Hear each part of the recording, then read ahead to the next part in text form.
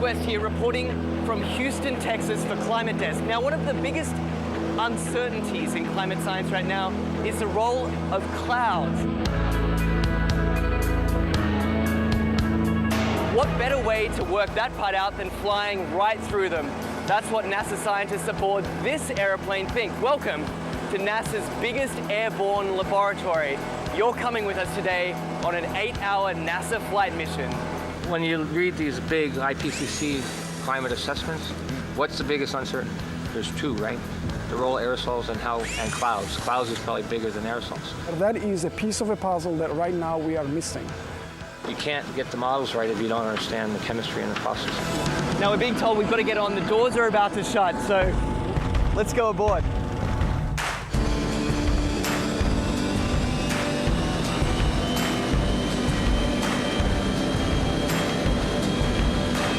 Every time you turn on the weather, every time you hear a climate change prediction, that information has to come from somewhere. And it starts by getting sucked out of the air from planes like this.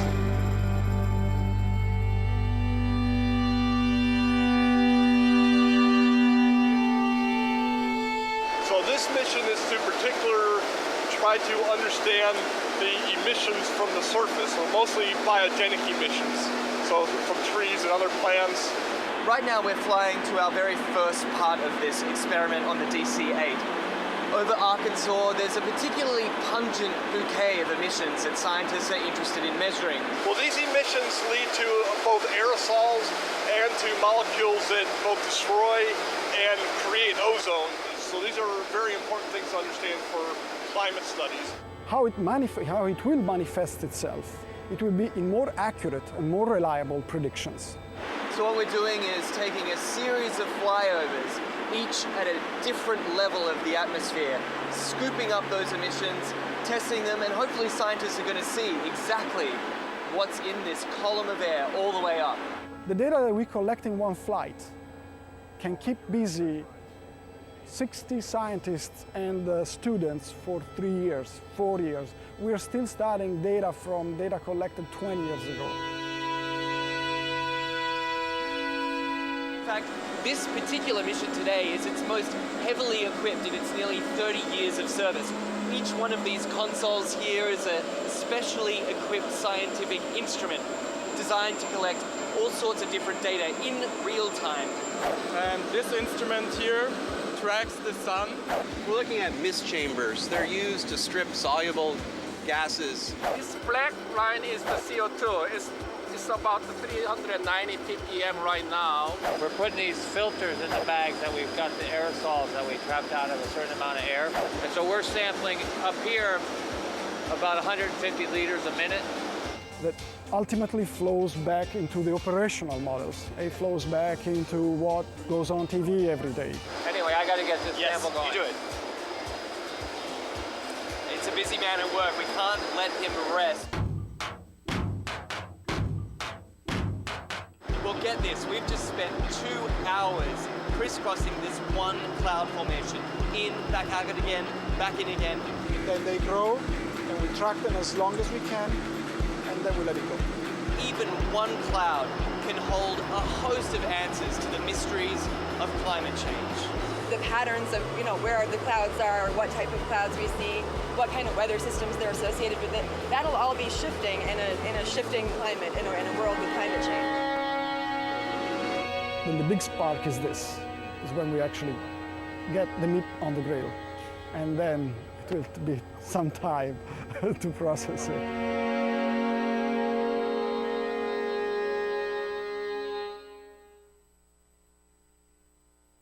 What the frack? What the frack? What the frack? What the frack? President Obama, are you fracking kidding me? Reopen the EPA studies. In Texas, Wyoming, and Pennsylvania. Fracking pollutes our oceans. Fracking poisons our water. Fracking makes climate change worse. Fracking relies on toxic chemicals that cause cancer. Ban fracking now. Ban fracking now. Go on. Ban it. Ban fracking now. Please.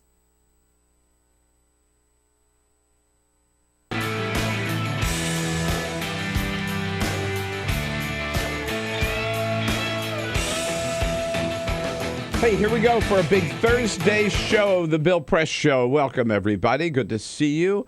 Wherever you happen to be in this great land of ours, we are there with you on Free Speech TV and worldwide on TawkrTV, youtube.com/Tawker, TAWKR-TV. Thursday, July 16. I hope you saw some of the president's news conference yesterday. It was by far the most spirited news conference of his entire presidency. On Iran, the president took every single argument that's been thrown out there by these bozos who don't know what's in the deal, took every single argument against it one by one and totally destroyed them. Meanwhile, he also accused Bill Cosby of rape, and he put down two reporters, John Carl from ABC and Major Garrett from CBS, who ask either impertinent or off-the-wall questions. He was in rare form, the president, yesterday. Take no prisoners was sort of, I think, what he told himself before he walked in. Meanwhile, spectacular photos coming back from the New Horizons probe, spectacular photos of Pluto and the moons. Mission accomplished for sure, and our hats off to the great scientists and engineers from NASA who've been working on that project for like 20 years. Bernie Sanders, he is hot, reporting raising $15.2 million, 284,000 small donors helped make up that take for Bernie Sanders. The average contribution, $35. He is really raking in small donors, very excited about Bernie's candidacy. And yesterday on the political front also, how do you like this? Donald Trump sat down and met with Ted Cruz. Boy, if any two people deserve each other, it's the two losers. The losing ticket, Trump and Cruz. Neither one will ever be president of the United States. Stay with us for a fun show here on Free Speech TV and TawkrTV. This is the Bill Press Show.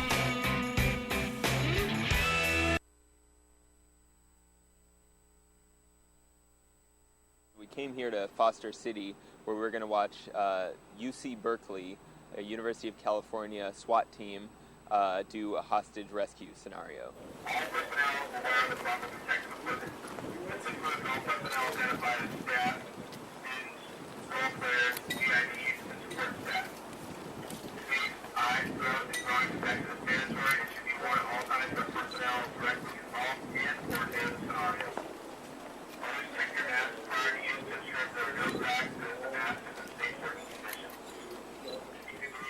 Should I put the water in there now? Yeah, go ahead.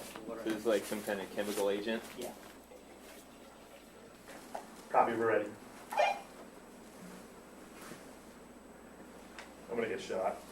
I already know it, dude.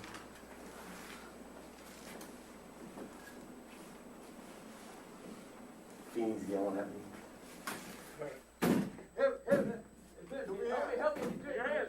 Help me. Your hands. Back to Gentlemen, we have a chemical. We need to pull our person out. Get these guys out of here. Pull them out. Put your hands on your face. Put your hands on your face. Keep him covered.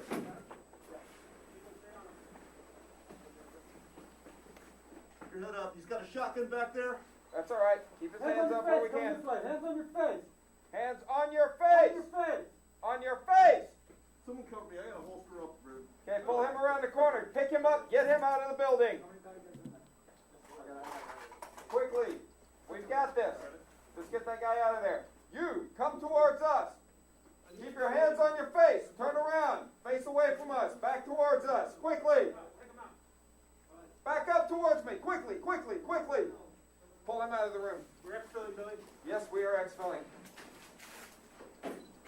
It's actually around 92, 94. There was an attack on the chancellor at his residence, which is on campus.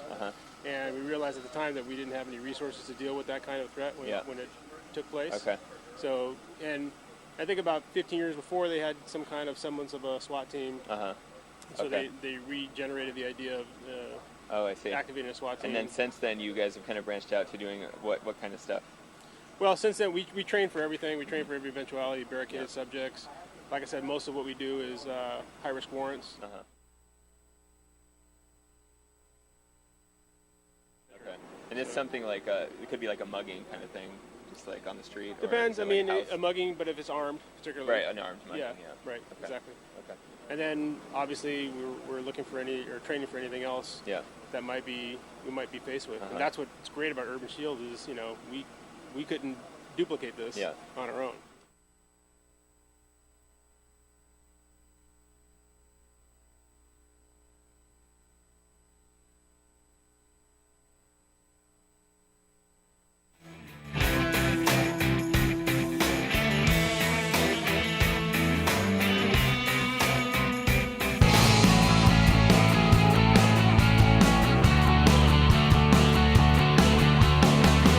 Broadcasting around the nation, on your radio, on your TV, and online. This is The Bill Press Show. If you give drugs to someone and then have sex for the purpose of having sex and then have sex with that person, yeah, it's rape. That's what the President of the United States said yesterday in an incredible news conference. Hello, everybody. What do you say? Here we go. Thursday, July 16. So good to see you today.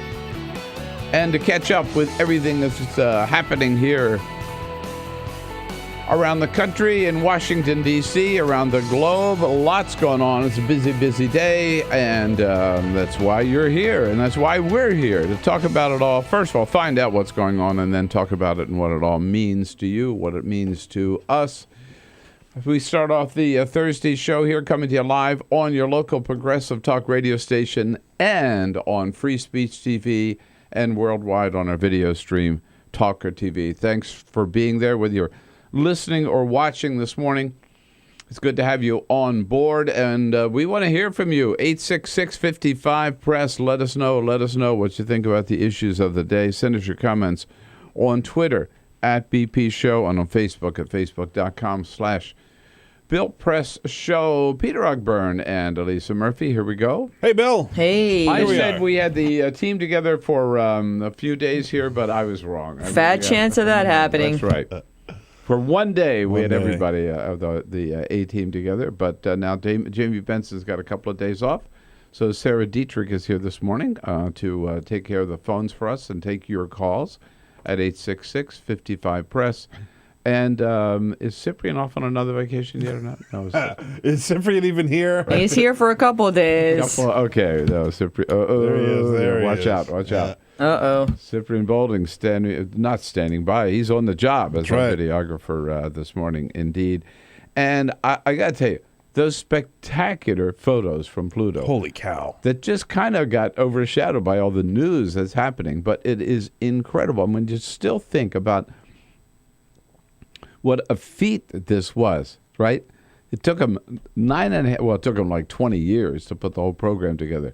But the rocket on its way, 9.5 years, going at it wasn't like chug, chug, chug, right? No, it was going 31,000 miles per hour. And it took them that long to get there.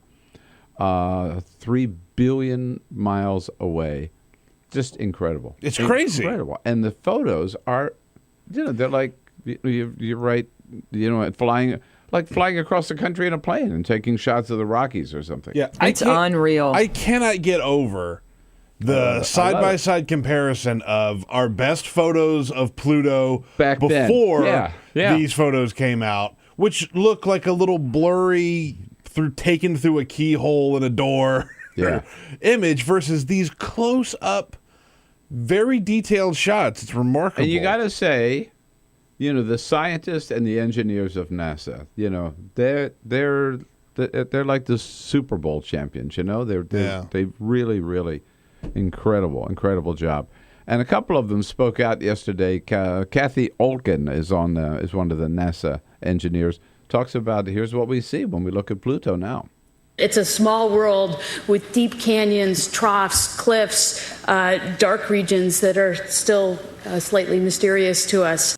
Yeah, and another scientist there, Fran Bagenal, Peter, making your point. When we started off, it was a tiny little dot. And now it's a real world with geology and so on, and 5 moons.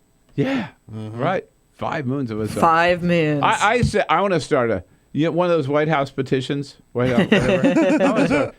Let's make it a planet again. I'll sign that. Yeah, come on. It deserves to be a planet. It's kind of sad, right? We forgot all about Pluto. Don't call it a dwarf. We took its planet status away, and now look at us, all excited to hear about Pluto again. The closer we get, we're going to see Pluto crying. Yeah, right. Can't get no respect. Right. All right. Yeah. Coming up, Susan Page joining us from USA Today. As always, reporters here from The Hill and from Yahoo News, and a little bit of a little breakfast snack this morning. A snack from Shake Shack. How do you like that? Coming up a little bit later. And yes, President Obama, Boffo performance yesterday. I was in the second row. I'll tell you all about it. But first, this is the Full Court Press. Just a couple of other stories making news. A new report from the Reputation Institute ranked the most admired. I need a drink. You get your drink set up there? Right. There you go. The most admired countries in the world is the subject of this new report from the Reputation Number Institute. 1, Switzerland. Number 1 is not Switzerland. Number 1 is... I recognize that flag, so I will not say a word. You saw my story, yes. Native Canadian. I don't believe it. Yes, Canada. Oh, God. Canada. Who did they ask? Is number Get out of here. 1. You're not far off, by the way. Sweden was number 2. Switzerland was number 3. The United States, not even in the top 10. Oh. Really? Not even in the top 20. The United States came in at 22nd. At the most admired country in the world. But that was before the Iran deal. Yeah, now things are different. Yeah, that's a good point. Canada? I mean, their national sport is curling. It's a beautiful country.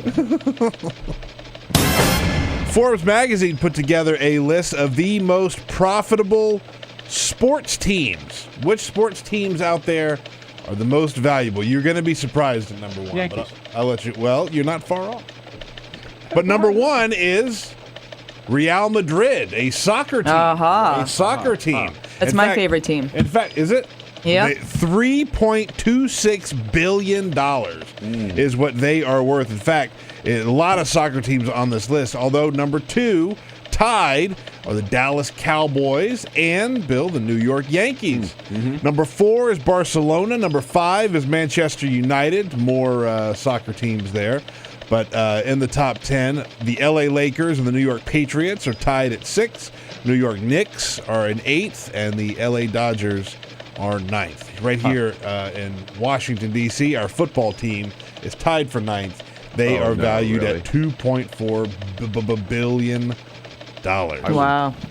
I wouldn't pay a dime for that team. Washington football team makes a lot of money. Yeah. They had been in previous years the most profitable football team in the league. And some scary news, as late yesterday we got word that former President George H.W. Bush took a hard fall and broke a bone in his neck. Now, he is in stable condition. His spokesman said he's going to be fine, but he's going to be in a neck brace. Recent appearances by former president. He's been in a wheelchair and is quite old. But they say, again, he's going to be fine. He's going to be okay. Just a broken bone in his neck. So That's got to be painful in your neck. I can't even imagine that. Yeah. Right. Well soon. We wish him well, and hope he's surrounded by family members up there in Maine for sure. Yesterday, I got to tell you, I went back to school yesterday. I thought about this Iran deal. I didn't know enough about it, so I thought, I think I'll take a master class. And boy, did I ever.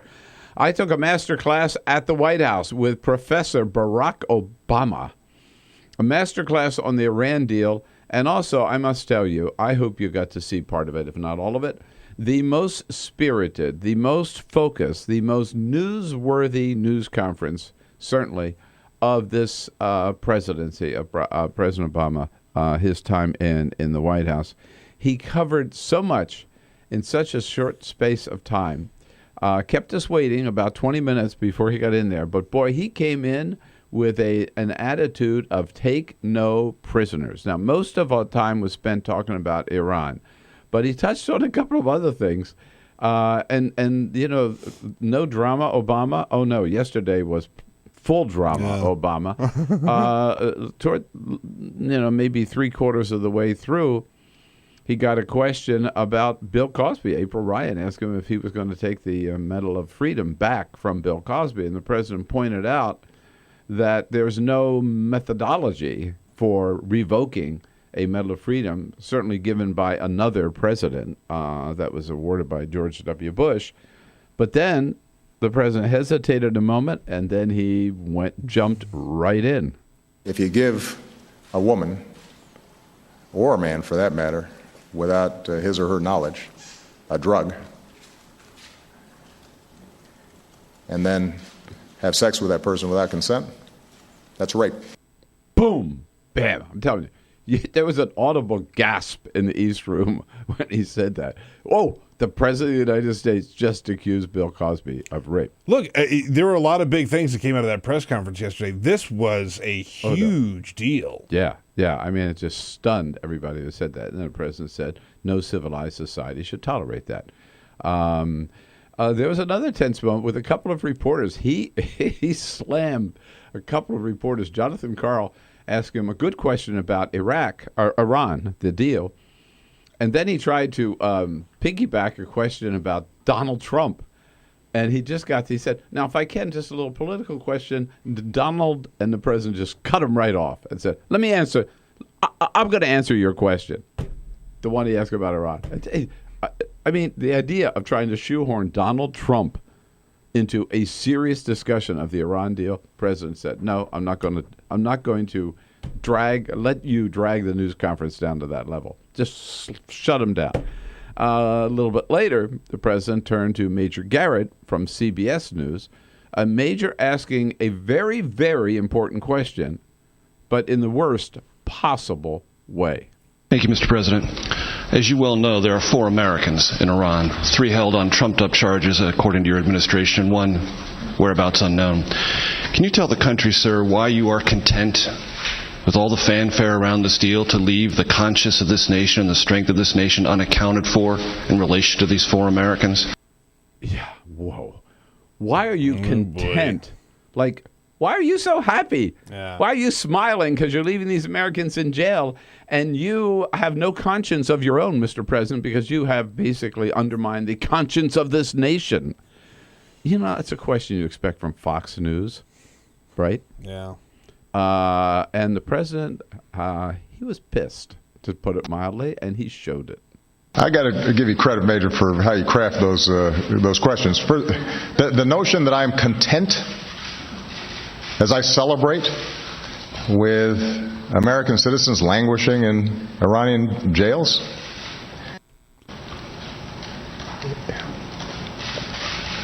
Major, that's nonsense.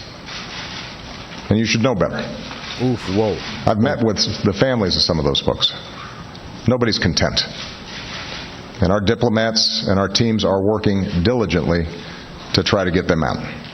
You could see him when he hesitated there. He wasn't sure how strong he was going to be. You know the words that were coming to his mind. Yeah. He sounded pissed. He was.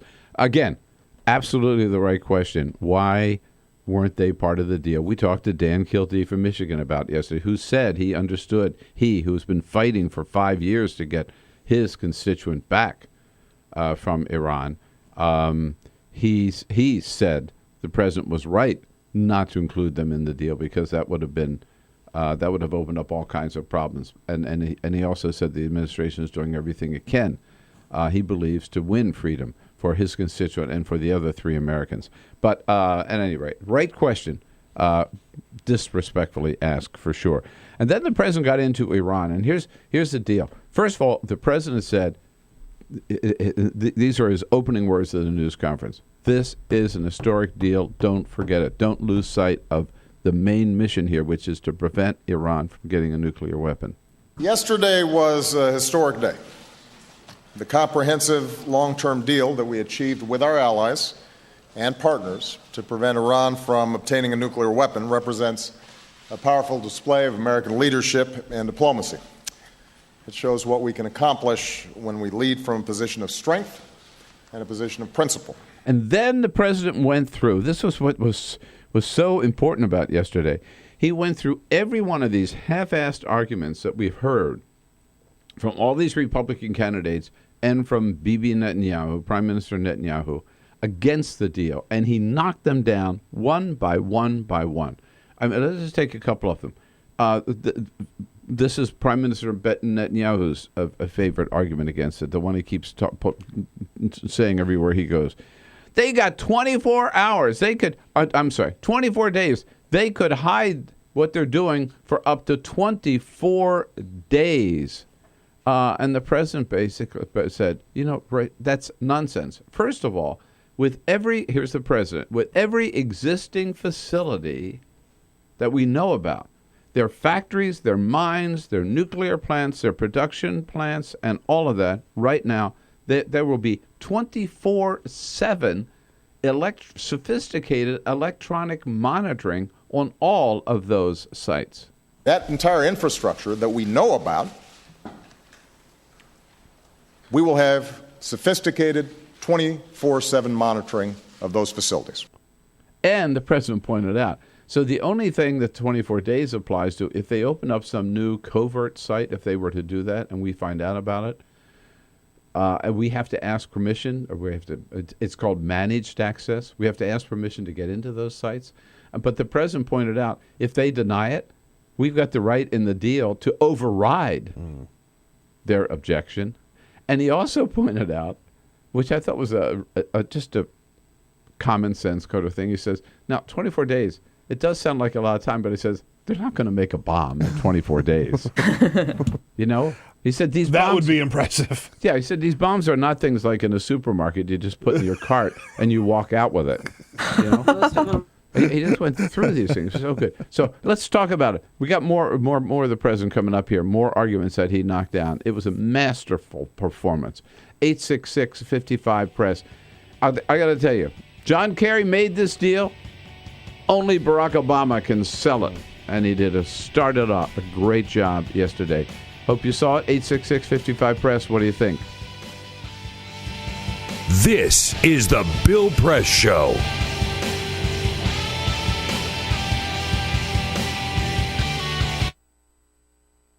Silicon Valley, Santa Clara County is often portrayed as a role model for the rest of the country. The county has some of the highest salaries and most expensive real estate in America, thanks in large part to the phenomenal success of tech companies such as Google, Yahoo, Intel, Adobe, and of course Apple, the nation's wealthiest and most profitable company. But Santa Clara County also has a more unseemly distinction. I'm standing near downtown San Jose, inside what is by some accounts the largest homeless encampment in America. The Jungle, as it's known, occupies a 65-acre stretch of creek where about 300 people live in makeshift structures. It's less of a homeless encampment than a full-blown shantytown. This being the largest homeless encampment in the United States, and us having Silicon Valley with Steve Jobs and all this cash, we're not supposed to have this kind of homeless problem.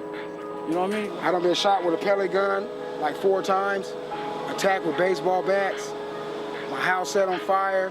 This is like hell on earth. I mean, this is like something you will not see. You have to see to believe, actually. It's like fourth world conditions.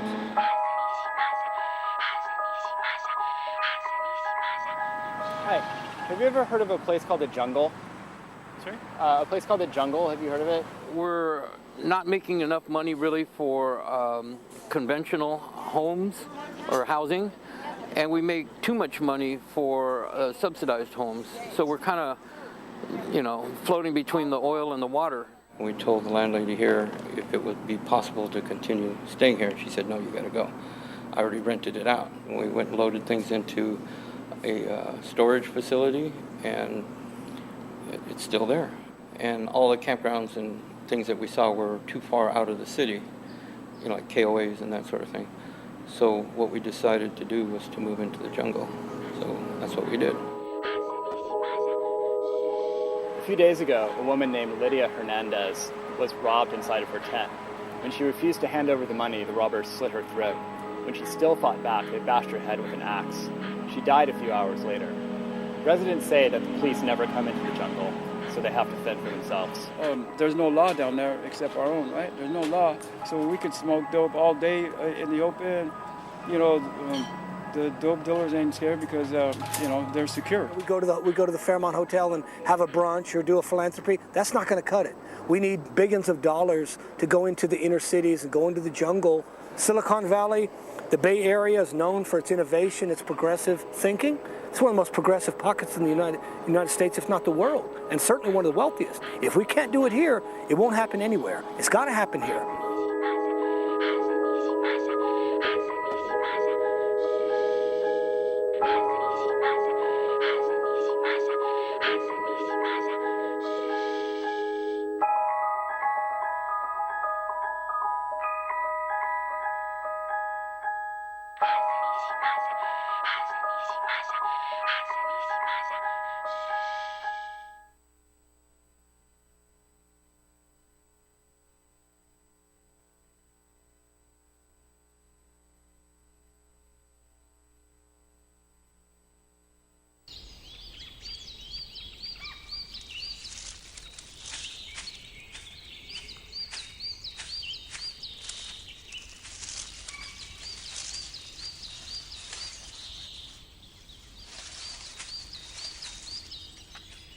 At Earth Justice, we defend the environment in the courtroom. Join our fight. When you take a seat, you take a stand. Earth Justice, because the Earth needs a good lawyer.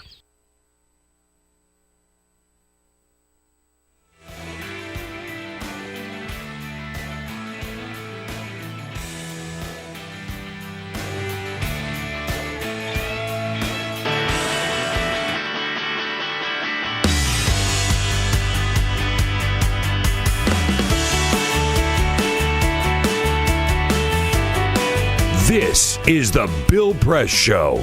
27 minutes after the hour, talking about the president's news conference yesterday, mostly on the Iran deal after he finished accusing Bill Cosby of rape.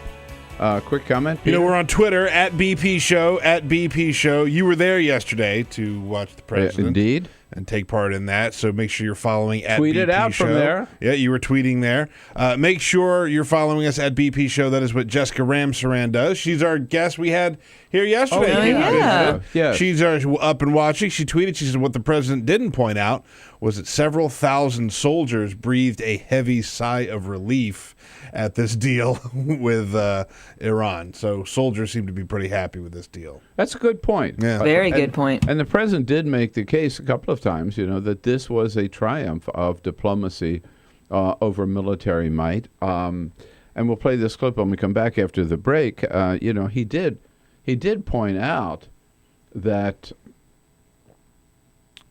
of all the criticism that we've heard from so many people, all these Republican candidates, and, of course, Prime Minister Netanyahu from Israel, who is acting like he's just another one of the Republican candidates for president. None of them have come up with an alternative. None of them have said, no, I don't like this. Here's a better thing we ought to do. Other than go back to the drawing table as if all those other countries would agree to do that. No. This is a good, solid deal, and we all ought to support it. More on the President's News Conference, more of your calls coming up. This is the Bill Press Show.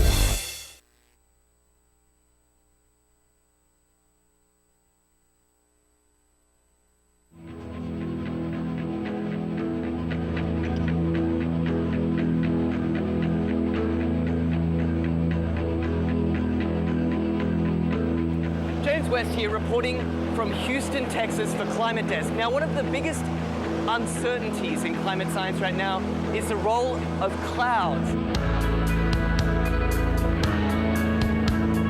What better way to work that part out than flying right through them? That's what NASA scientists aboard this airplane think. Welcome to NASA's biggest airborne laboratory. You're coming with us today on an 8-hour NASA flight mission.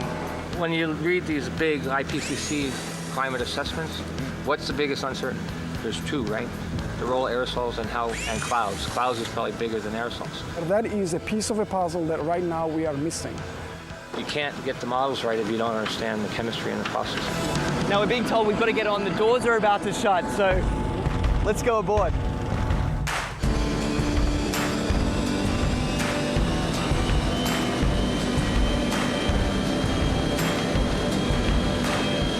time you turn on the weather, every time you hear a climate change prediction, that information has to come from somewhere. And it starts by getting sucked out of the air from planes like this.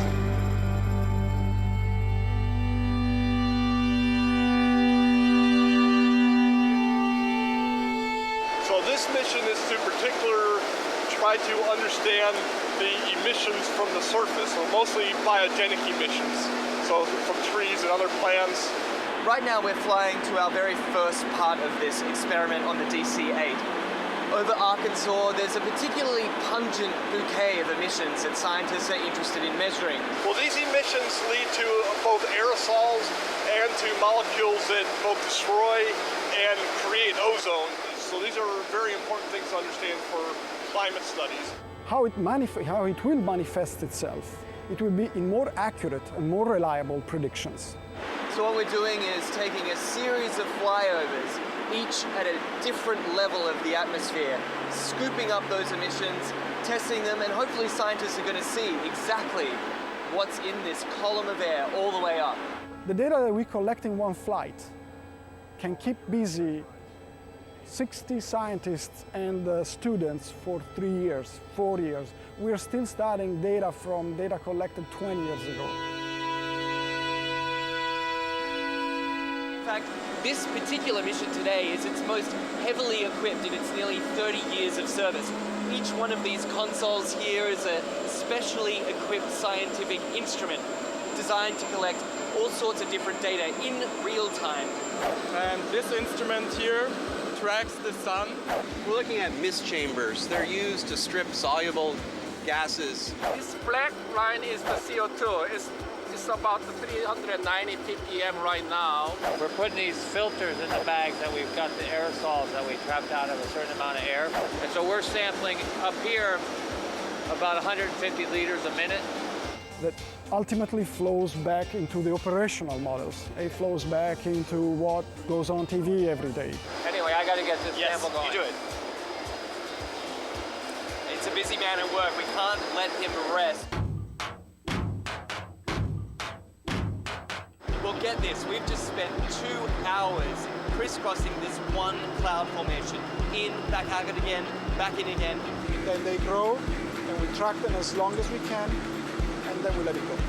Even one cloud can hold a host of answers to the mysteries of climate change.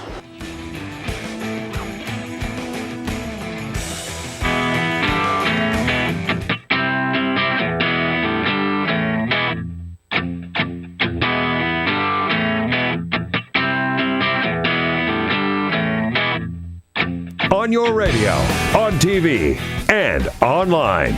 This is The Bill Press Show. It's now 33 minutes after the hour. This is The Bill Press Show. We are live in Washington, D.C., our nation's capital. We are live with you, coast to coast. Anywhere, everywhere in this great land of ours, on radio, on television, we're there with you. This Thursday, and we're brought to you today by the American Federation of Government Employees, the good men and women of the AFGE, those who man or staff, I guess I should say, all of our great federal agencies. Under President J. David Cox, they are proud to work for America, working for us every day. We salute them. Thank them for their sponsorship of the show, and you can find out more about their good work at afge.com. Again, President Obama, at his news conference yesterday, one of the I've never seen anything like this. Actually, a very rare moment toward where we thought the news conference was all kind of wrapped up. The president they said, "Now look, I know the helicopter's waiting," and it was sitting right on the south lawn, right outside the East Room. The president said, "Yeah, I know the helicopter's waiting, but I'm kind of enjoying this back and forth about the Iran deal." I mean, this was just after he had finished answering about the criminal justice reforms and about Bill Cosby. He said, "Don't have the rest of you have any more questions about Iran?" And and basically inviting questions, which never happens because he's always given a list of the reporters that he will call on, and they know they're going to be a call on. So basically, he made it a free for all. And believe me, I was trying to get his attention. I was ready to jump up with a question. Remember, he even talked about how nervous Josh Earnest must feel right now. About how, Josh is making him kind of nervous right now. And the president said, in fact, and he reached into his pocket and he said, I even made a little list of arguments that I wanted to be sure that we touched on. One of the arguments that he was asked about, again, getting back to how he set up these arguments and demolished each one, was about the remember, part of the deal is this agreement is for Iran to give up its capacity to build a nuclear weapon. That was the goal, mission accomplished. But there was also that in 5 years, the UN ban on sale of conventional weapons to Iran will also expire. And Carol Lee from Wall Street Journal asked the president whether that might make everybody a little nervous. Here's his answer. We got 5 years in which, under this new agreement, arms coming in and out of Iran are prohibited. And we got 8 years with respect to ballistic missiles. And the president pointed, so he says it's not going to happen for 5 years, then another 8 years on missiles. But he also said, the truth of it is, there are all kinds of authorities that we have where we can stop them from sending arms to Hezbollah or to Hamas or anybody else. We can intercept their ships. He said we have plenty of authority under international law. We basically don't need this UN ban. And maybe the biggest argument that we've heard is, and Lindsey Graham, I guess, is the most outspoken on this, is that this is the death sentence, a death sentence for Israel. This is how could be called a direct threat against Israel. And the president pointed out, he said, I'm quoting him almost exactly, he said, I understand why Israelis are nervous about Iran's presence in the region. But he said, you got to remember this. And he said, and I've told Netanyahu this, it'll be a hell of a lot worse if Iran had a nuclear weapon. Yeah. So you got to put it in context. Yeah. I mean, they're not going to be buddy-buddy, right? Right? Nobody's pretending that. They're always going to be present some problems in the Middle East. Iran will. It's a strong, big country in the Middle East. What would have stopped them from having a bomb before this? Nothing. Right. Yeah. So at least we've got this. Yeah. Right. So the president just arrests that directly, and then again on the question of the alternative. I mean, okay, let's just be honest here. If you're against this, then what do you suggest? President Obama said, I've been waiting, I haven't heard anything yet. For all the objections of Prime Minister Netanyahu, or for that matter, some of the Republican leadership that's already spoken, none of them have presented to me or the American people a better alternative. The president then, and in his opening remarks too, he said that the bottom line is this: this nuclear deal meets the national security interest of the United States and our allies. It prevents the most serious threat. It prevents Iran from obtaining a nuclear weapon. Bottom line. That's what it is. And I got to tell you, again, to hear him go through these arguments one by one, anybody I think who had any doubts about this deal ahead of time, their doubts were answered, and I think we could all be comfortable with what has been accomplished in Vienna. Now it goes to the Congress. And I think the disappointing thing to me is, and the president said that yesterday too, he said, I want a big debate, I want a robust debate in Congress. I hope that's what we're going to have. But let's have it based on the facts. My hope is that everyone in Congress also evaluates this agreement based on the facts. Right. Just go through the facts. So let's not just say, Obama's for it, I'm against it. Let's not go out like all the Republican candidates for president did yesterday before they even read it. Before they read it, because the president no sooner stopped speaking from the White House than they were up I guess it was the day before yesterday, that morning, when we saw them all just pop up. Lindsey Graham, Rick Santorum, Carly Fiorina, Ted Cruz, all pop up on the cable to denounce this thing. And in fact, before it was even announced that there was a deal, Scott Walker said he would repeal it on day one. They're just playing. I mean, they're just playing to the grandstand. It's just cheap. That's all we've heard from the other side. That's all we've heard from the critics, are these cheap, partisan, political games that they're playing. Let's take it through the way the president did yesterday, line by line by line by line, and take up the objections to it, and then answer them yes or no based on the facts of the case. And remember, again, that the number one goal, everybody's number one goal, is to prevent Iran from getting a nuclear weapon. And the president said yesterday that this will prevent Iran from getting a nuclear weapon forever. In fact, on that point, I don't have the sound on that, but I can just tell you he was asked, it was one of those after the fact questions that came up from Jim Acosta from CNN. Well, what about what happens at the end of 10 years? Because Prime Minister Netanyahu is also saying, 10 years, that 10 years goes fast. And he says in 10 years, it'll be easy for them to get a nuclear weapon in 10 years. That's not true. The president said it's simply not true. And I didn't realize this. Again, why you need to know the facts. He pointed out that in this deal, the inspections will still continue in 10 years. The inspections will still continue in 15 years. So it's going to be a lot. And by the way, during that 10 years, during 15 years, they can't do any research. They can't do any development. They can't build any new centrifuges. They can't build any new nuclear facilities. They will have done nothing during that 15 years. So at that point, it's going to be a lot harder for them to actually build a nuclear bomb. And by the way, 15 years, who knows what the balance of power in that region is going to be 15 years from now, right? Wow. I mean, where will the Islamic State be? Hopefully gone forever. Who knows?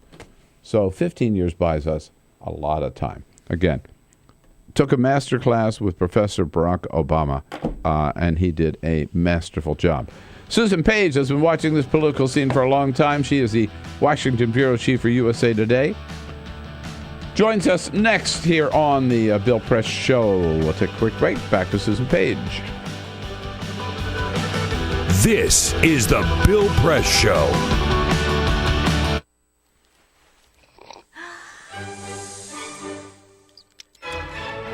When I started learning about nutrition, about which, by the way, much less is known than you might think, I learned that what mattered most about one's health was not necessarily the nutrients, good or bad, that you were consuming or staying away from, or even the calorie counts. But what predicted a healthy diet more than anything else is the fact that it was being cooked by a human being and not a corporation. Corporations cook very differently than people do. They use vast amounts of salt, fat, and sugar, much more than you would ever use in your own cooking. And the reason they do that is those are three incredibly attractive and incredibly cheap ingredients. And when they're layered properly, as in a chip or pastries and forms of junk food, they're incredibly addictive. They really press our buttons. They activate our dopamine network, our cravings. And in fact, people in the industry, they don't talk about addiction in the food industry, even though they traffic in addiction. They talk about craveability. It's the same thing. And snackability is another term they use. It's a lovely word. And then the last point about corporate cooking that's important to understand is they cook different stuff than you do at home. What they're good at, in general, they don't cook that well, but things like chips, they cook incredibly well. And here's a classic food that if you make it yourself, if you've ever made French fries, you have to wash the potatoes, you have to peel the potatoes, you have to slice the potatoes, you have to fry them in a lot of oil, you have to spatter your entire stovetop, you have to clean up, and then you have this pot of oil you have to get rid of. I mean, it's really difficult, and it's a pain. They're wonderful, but it's a pain. And if you make them yourself, you'll only eat them every 6 weeks, 2 months, because it's too much work. But when you let corporations cook for you, it's so simple and so inexpensive, and they're really good, that you will have them twice a day, as many people in America do. So you see the kinds of foods you end up with are these labor-intensive foods and desserts. These special occasion foods become everyday foods when we let industry cook for us. Eat anything you want, just cook it yourself.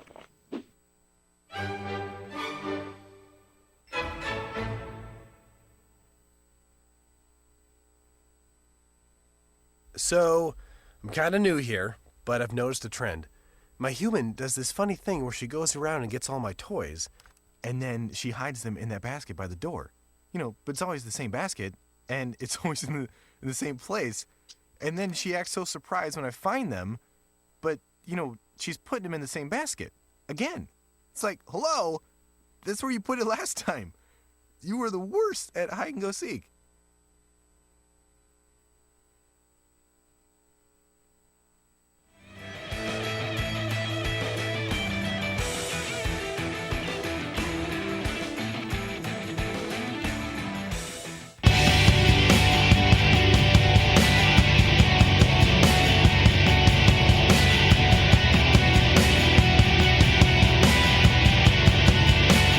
The most valuable morning radio show, according to The Nation magazine. This is The Bill Press Show.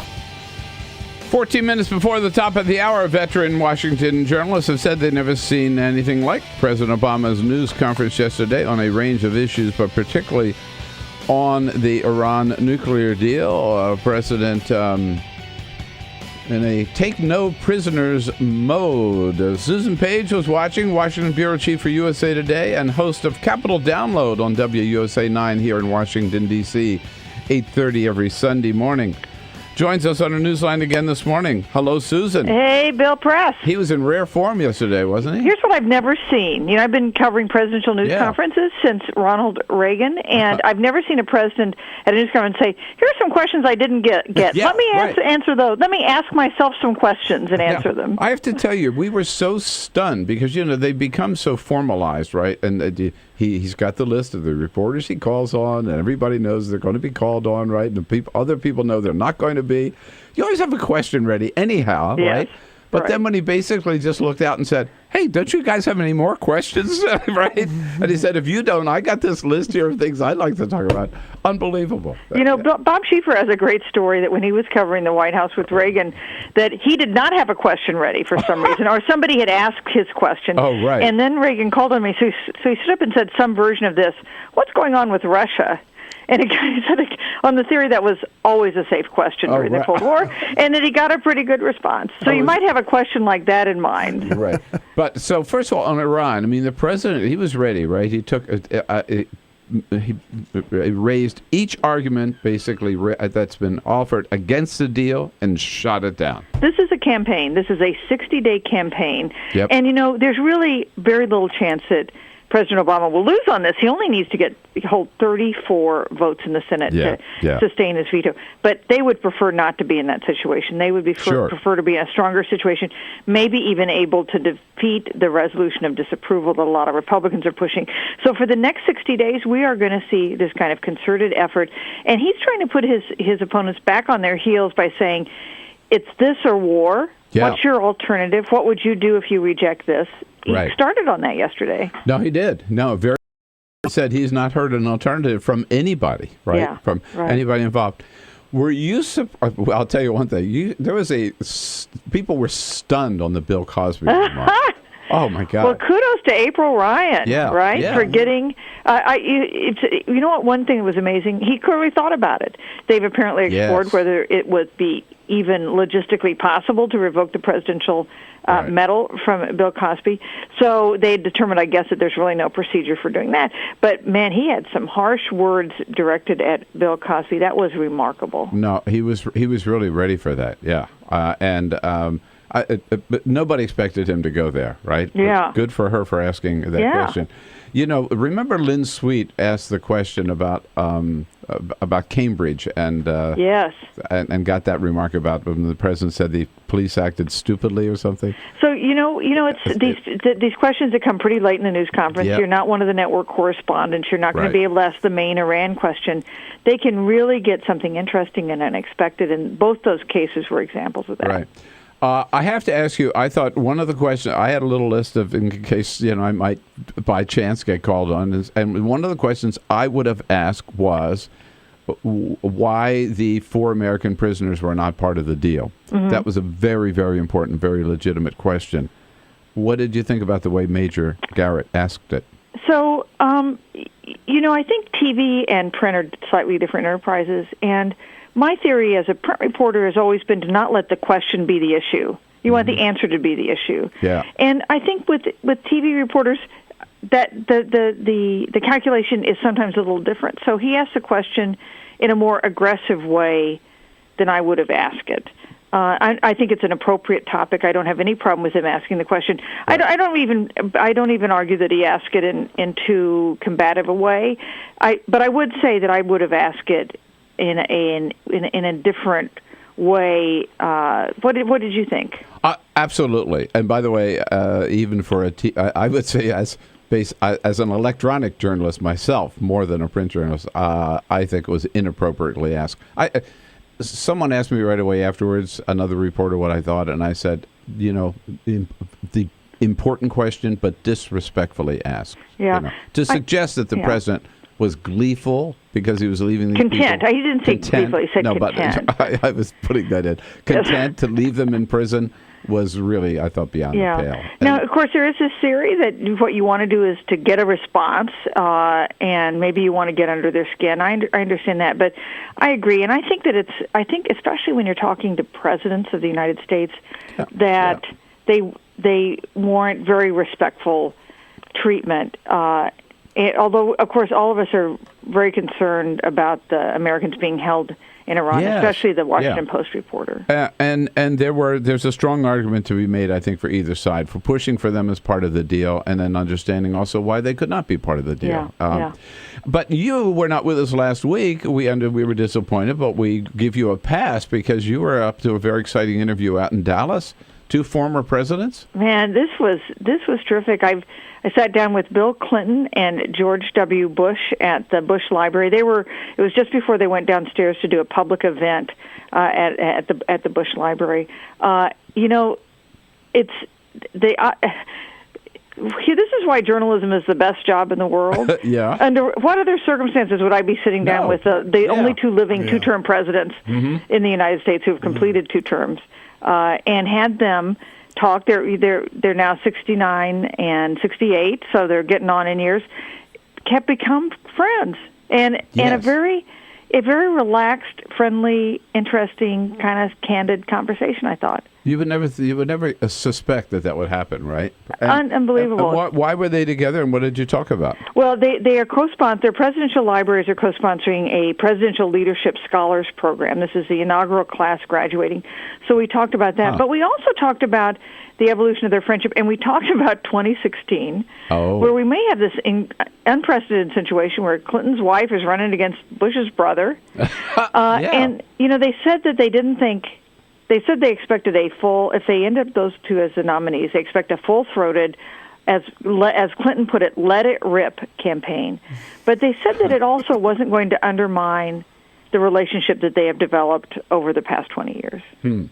Well, the 2 families have gotten together. The George H.W. Bush, of course, and Bill Clinton have done so much together as well. Yes, that's right. And even despite that 1992 campaign, which was a pretty tough campaign between them. I guess what we can all say, it's too bad that spirit of working together and bipartisanship, right, and respecting each other doesn't happen while they're in office, right? It has to wait until they're... There are too many people who are still in office today who could learn from that and apply it today while they're in office, not to wait until they're out of office. And that doesn't mean they have to agree on everything. They can have ideological differences and big battles. But you're right. It's very agree to disagree, as we used to say, right? And have priorities that put the country first. That would be nice. Right. Susan, great as always. Thank you so much. Hey, thank you, Bill. All right. Talk to you again soon. Susan Page, Washington bureau chief for USAtoday.com. This is the Bill Press Show.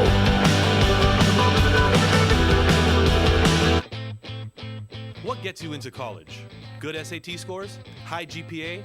Lots of extracurriculars? Sure, but what you really need is money. If you don't have the cash, you'll need a loan. And we mean huge student loans because the cost of college has risen 1,000% in the last 30 years. This means big money for the banks that collect fees and interest.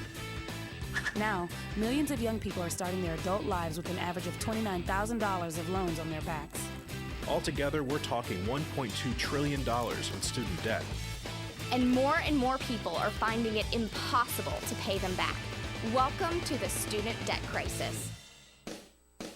The increasing demand for higher education and cuts to state funding gave colleges a huge incentive to keep inflating prices. I graduated about a year ago, currently in $35,000 of debt. I am in debt about like $25,000. I owe $23,000. I owe over $50,000 in student loans. 38.8 million Americans owe money on a student loan. And the biggest names in banking are making huge profits off the booming student loan industry. Sallie Mae, the largest provider of private student loans, made $949 million last year. They only give you about 6 months to look for a job. You have to start paying back the loan. It's very pressuring, especially nowadays. It's very hard to find a job. Over half of the students graduating in 2012 could not find a decent paying job. They either had low-wage jobs or unpaid internships or were unemployed altogether. So you can't make the payments. You start incurring late fees, which makes the loan even harder to pay off. And it stays with you for years, even decades. Right now, a third of the people who started repaying their loans are delinquent or in default. That's 13.7 million people, more than the populations of Chicago, New York, and San Francisco combined. Worse, it's not just the borrowers who are in trouble. Many loans require co-signers. So if the student is unable to pay, that co-signer, a father, a mother, or a grandparent, is now on the hook. Even a grandparent's Social Security benefits can be garnished to pay the loan. We should have an answer to this. If you get really behind in your car payment or your credit cards, you can file for bankruptcy.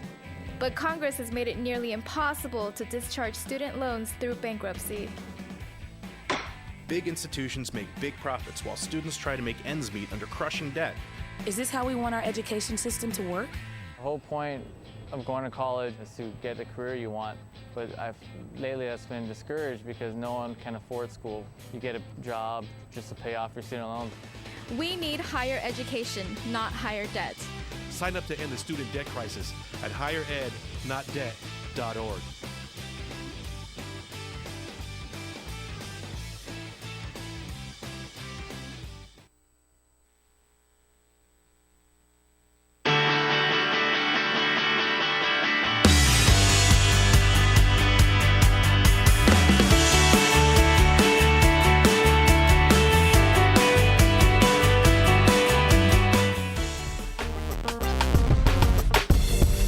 Jordan Fabian covers the White House for The Hill. He was there at the news conference yesterday with me and a whole bunch of others. He'll be joining us at the top of the next hour. And then we will talk also with Congressman Bobby Scott, Democrat from Virginia.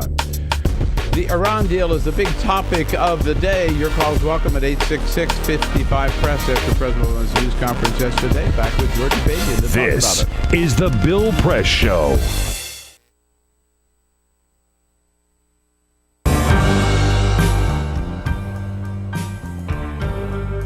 I'm a Piston fan. Their slogan was, "We come to work." That's what Detroit about. That's why they used it. It's a team thing. They won 2 championships, a team. There was no star.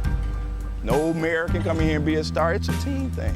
No governors can come in here and think you can do it by yourself. It's a team thing. You got communities. They got ideas too. The only thing wrong with Detroit, people had lost hope here. Residents, city workers, so much corruption. They lose hope. But I grew up here. I love this city. I think it can come back.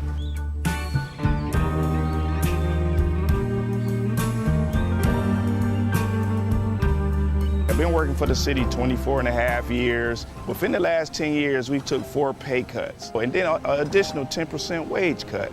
I've lost a home. When you take all of the decisions out of the city of Detroit, all of us, then what do you have? Exactly what we got. a lot of problems. Every time the city seems to fall into a problem, it's always on the backs of us workers. You wake up out of a dead sleep and you jump behind the wheel and take off driving and try to get everybody there safe, not knowing really what you're pulling up to. I'm not eligible for Social Security, so the pension is my sole salary at this point. We've been in business here 39 years. We've seen a lot of changes in Detroit. The area was a lot of industry, a lot of city workers. It's getting very tough for the city workers. It's getting tough for us as a business people. Response times are increasing because of the closing of companies, which takes your insurance rate through the roof. So all the things that affect us affect the citizens. I worked for the city in different capacities for 29 years. I feel like an old jacket. They use me up and they throw me away. In my condition, nobody's gonna hire me. I'm 68 years old. Half the times, I can't get my blood pressure medicine. It's either feeding myself, blood pressure, or paying bills. $754. By the time they take all the deductions for I have my car insurance, my house insurance, and my health insurance taken out. So the time they take all that, I'll get about $300 after they take all that out. I don't understand it. I can't see how the governor is allowing this to happen and what they're doing and they want to blame it all on the seniors. Not only the seniors, but the city workers. And we worked hard. I know I worked hard. I've been in Detroit since 1946. I was 14 years old when I came in. I don't live large at all. I wish I could. I don't know when the last time I've been shopping. I only get $1,100, and I'm 81 years old, and I need every penny that I can get and that I do get. And I'm very, very upset about the idea of them taking away my pensions that I worked 30 years for. I think it's terrible that they talk about Detroit like they do, because Detroit has been very good to me. I have a lot of city workers coming in with their uniforms on, Detroit Water Department, Police Department, Fire Department. I get a lot of people, the Border Patrol come in. So if I lose that customer base, I'm going to be in a position where I might have to close down. If they take away their pensions, if they start cutting jobs, it's going to cut into a large percentage of not only our business, but other businesses that are in the city of Detroit. We're here. We've been here for 26 years. We're still trying to do business in the city. Detroiters are survivors. They tough. They adapt. But only can do so much when your politicians ahead of you and we're not on the same team. We're not going to let Detroit be erased, bulldozed, or wherever. We're going to fight to the bitter end. Detroit going to survive.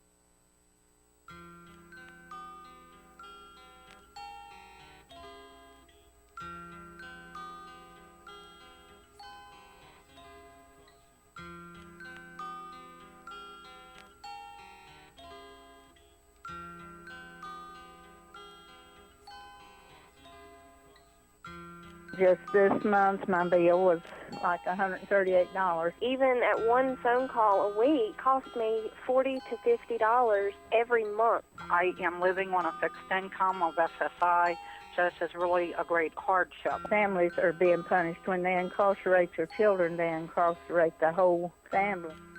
In 2011, the Media Action Grassroots Network, Working Narratives, and Prison Legal News founded the Campaign for Prison Phone Justice, an effort to call on the FCC to address the cost of interstate phone calls. The campaign mobilized prisoners to send hundreds of letters. Advocates and families filled out postcards, met with elected officials, and signed petitions. Partnerships were formed across the political spectrum and with groups in the criminal justice, civil rights, and public interest community. The film distribution company Participant Media and director Ava DuVernay joined the fight through a social action campaign tied to the release of the feature film Middle of Nowhere. In an effort to push the FCC to act, the campaign hosted a historic rally outside of the Federal Communications Commission where for the first time, families of prisoners, elected officials, civil rights and faith leaders came together to call for an end to predatory phone rates. We're all held captive when predatory phone companies gouge our families. My son has been incarcerated now for over 10 years, and my husband estimates that in the time we spent over $25,000 on prison phone calls. My hero's not yours, you probably arrested them. Your schools probably neglected them. They spawn thoughts, you probably infected them. Feed us what you feed us, you can lay us next to them. FBI call it major crimes. Babies making babies cry.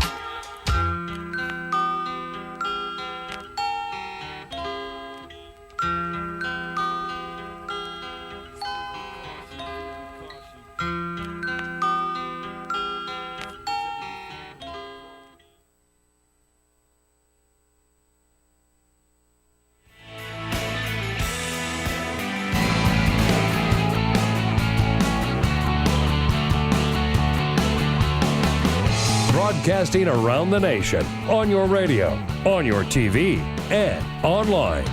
This is The Bill Press Show. If you give drugs to a woman or man for the purpose of having sex with them and then have sex with them, that's rape. That's what the president said yesterday. Yes, the president of the United States accusing Bill Cosby of rape. It was an incredible news conference. We'll talk all about it here on the Bill Press Show. Welcome to the program this Thursday morning, July 16. Good to see you today. Thank you for joining us here on your local progressive talk radio station. Many of you I know are not fortunate enough to have a progressive talk radio station where you live. You're listening on one of our radio apps, either the TuneIn app or the iHeartRadio app. Download them. They're free. You can follow us anywhere in the country on radio in Radioland. And we also welcome those of you watching on Free Speech TV, on DirecTV and the Dish Network, or worldwide on our video stream, TawkrTV, youtube.com/TawkrTV. Good to have you with us. It's a busy news day, lots to talk about. And we started out talking about the presidential news conference yesterday. We'll continue that. I was there in the second row, and on the front row on the side here was Jordan Fabian from The Hill, White House correspondent for The Hill. Hello, Jordan. There were a lot of empty seats yesterday, by the way. There were. I don't know what that was all about. The nosebleeds were all empty, so they. I think summer. A lot of reporters are. Also, year 6.5 of the presidency. Maybe some folks are out on the campaign trail instead. Yeah. Yeah. I guess that's probably what it is. Yeah. But it was worth the price of admission yesterday. Got to admit, huh? Yeah, it was something. I mean, we were just talking about before we came in. We've never seen the president ever stray off his list of pre-selected questions and ask for more. Yeah, he was so into it. It's just almost a free-for-all. He didn't want to leave at the end. He said, let's take some. Aren't there some more questions on our ad? Look around here. Right. People couldn't believe it. And this is not a guy who loves the media. No. And he wanted to hang out with us for longer, which is weird. While the helicopter was waiting. Right. Good to have you with us today, Jordan, with our team here, Peter Ogburn and Elisa Murphy. Here we are. Hey, good morning. Yes, indeed. Cyprian Bowling is here as our videographer on the job, keeping us looking good on Free Speech TV and TawkrTV. And Jamie's got the day off today. Sarah Dietrich is here screening your calls for Jamie Benson. Now, I have to tell you, we'll talk about the real meat and substance of the news conference. My favorite moment of the president's news conference yesterday. Okay, here it is. I never thought I would hear the president of the United States give a shout out to my favorite. I want to give a shout out to Five Guys, because one of the guys there was an ex-felon, and Five Guys gave him a job. There it is. Five Guys. I couldn't believe it. I tweeted that out right away. Highlight of the news conference. Shout out to Five Guys. That's phenomenal. As a DC native, I'm glad he picked Five Guys over Shake Shack. They have officially, I mean, they've made it as the burger place, right? I mean, they were a local thing, and now they're everywhere. No, they're the real deal. Yeah, for sure. So do you know what I did after the news conference? Did you? Uh-oh. Damn right. Yes, sir. Very nice. I had my little bacon cheese. My little bacon cheeseburger and French fries at Five Guys afterwards. I thought they deserved it. Yep, I marched right from the White House to the Five Guys in the press building. Perfect. Being so thus inspired. I hope a lot of other people did too as well. So Jordan Fabian's here for the first half hour. We're going to be joined by Congressman Bobby Scott at the half hour, a congressman from Virginia. And top of the next hour, J. Edgar Hoover's War on Gays. Michael Isikoff from Yahoo News just has produced a documentary all about that. Pretty shocking stuff, and he'll tell us all about it. But first, Peter. This is the Full Court Press. Just a couple of other stories making news. Last night was a big night in Los Angeles as the ESPY Awards, ESPN's big award show, took place. And, of course, the highlight was the Arthur Ashe Courage Award, which went to Caitlyn Jenner. Caitlyn Jenner showed up. She was on the red carpet and was asked what was harder for her to show up to this event or to do a decathlon as she did when she was Bruce Jenner. And she said, being a woman is definitely harder. Do you know how hard it was to pick out this dress? When she rose to speak, though, a very, very powerful speech. She said, quote, "If you want to call me names, make jokes, doubt my intentions, go ahead, because the reality is I can take it. But for the thousands of kids out there coming to terms with being true to who they are, they shouldn't have to take it." End quote. Very, very powerful speech about transgender roles in society by Caitlyn Jenner last night. So good for her. Good for her. Angela Merkel is in a bit of hot water for some of her comments about gay marriage. She was asked where she stands on gay marriage in Germany, and she says, quote, "For me, personally, marriage is a man and a woman living together."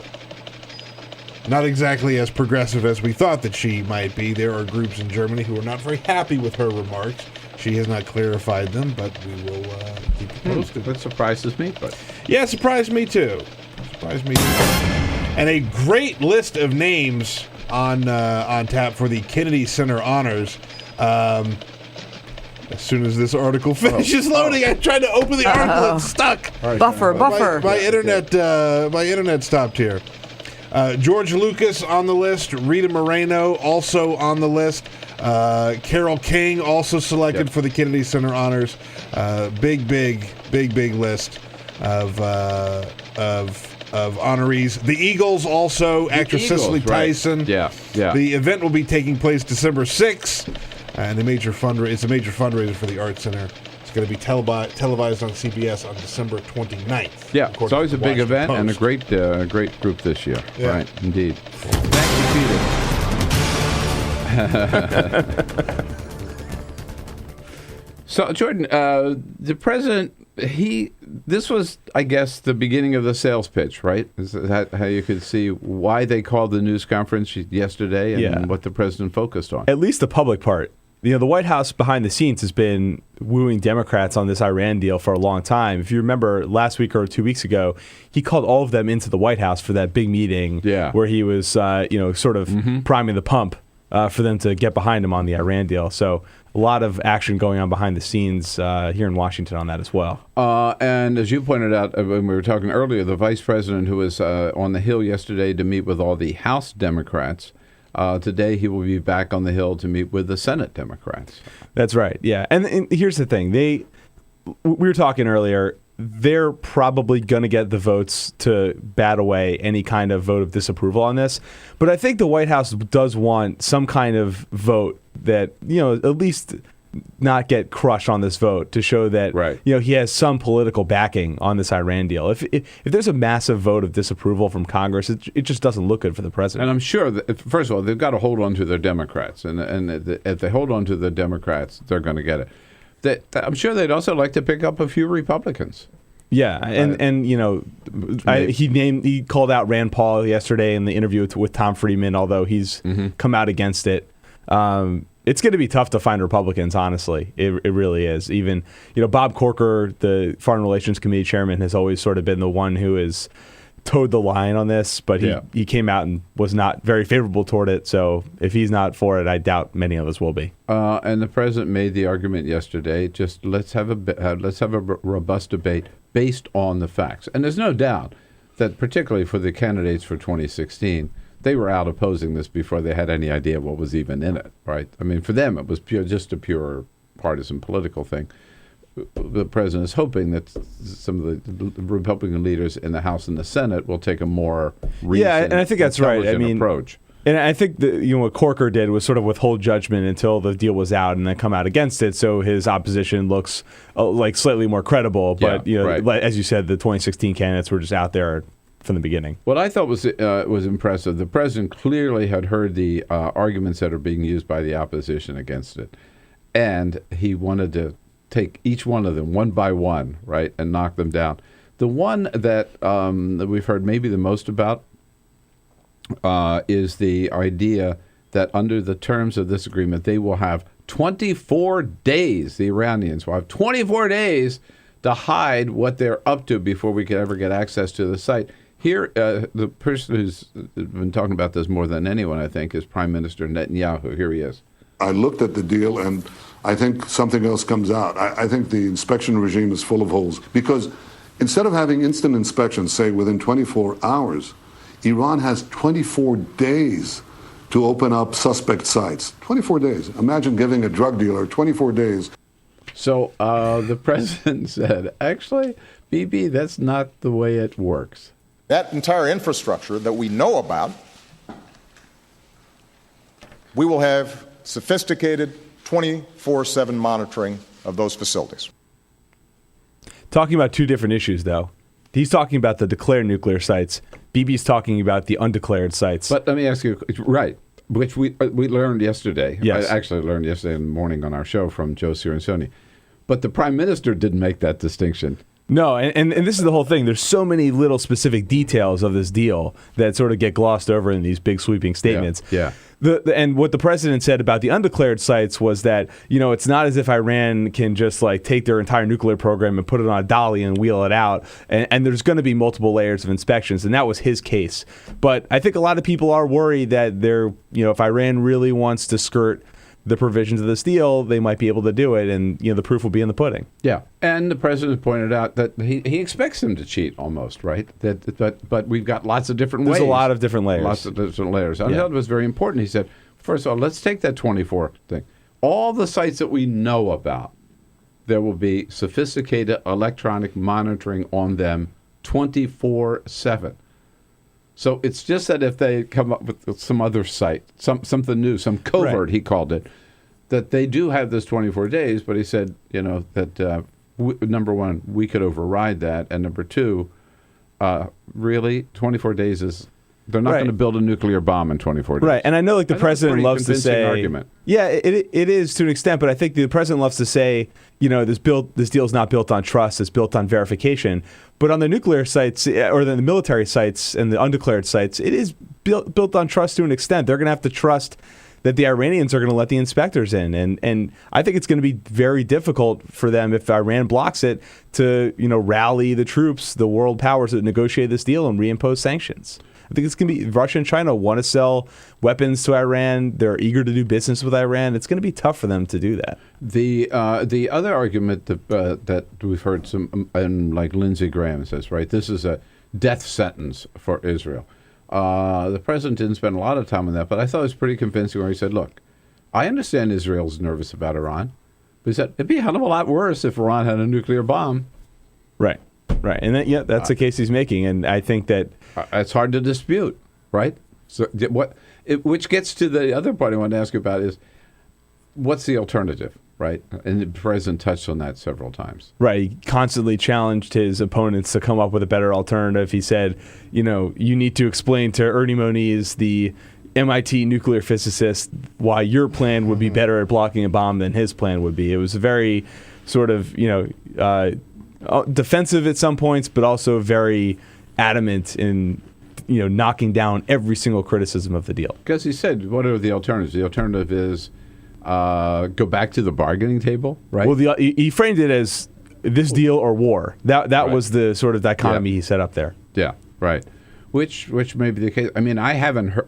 Have you heard any alternative other than an unrealistic one, which is restart the negotiations all over again? Have you seen? However, have you heard anybody put an alternative on the table? Well, I think the criticism that sort of stuck to me was, could he have negotiated a better deal? Did he back down on, anytime, anywhere inspections? That's something that Moniz himself came out and demanded in April while they were negotiating the deal. And then a few months later, he says, well, anytime, anywhere just never was realistic. Mm-hmm. Or the UN arms embargo, for example. That was something the U.S. didn't want to lift, but decided to come to a compromise. So I think some of the critics say, look, why we should have stood firm on some of those things. And if we couldn't get them, let's walk away and let the Iranians come back with their best offer. So the only alternative would have been no deal. Yeah, no deal, or maybe indefinite talks to sort of say, let's table this for now and then come back and discuss it later. Who knows? I don't know. I guess whether or not the news conference worked is going to depend, as you point out, on how many votes he gets in the Senate. Right? Yep. Yeah, exactly. And also, I mean, he wants public support too, and I think that the polls show, sort of general support for the deal, but I think people have questions about whether Iran will actually follow the rules. So we'll see. That's the whole thing. We won't know if this deal pays off for a number of years, maybe until after the president has left office. Long after he's left. Yes. Maybe in 10 years will be, the next president will be out of there too by that time. Right. Yeah. Iran wasn't the only thing that came up in the news conference yesterday. We'll get to some of the other issues. The one other big issue with Jordan Fabian here when we come back, and welcome you to jump in as well at 866-55-PRESS. This is the Bill Press Show.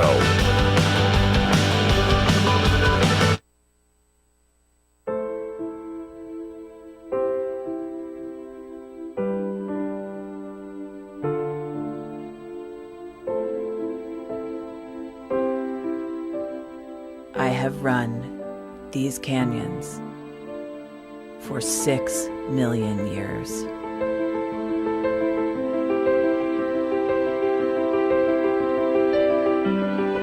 I have traveled from the Rocky Mountains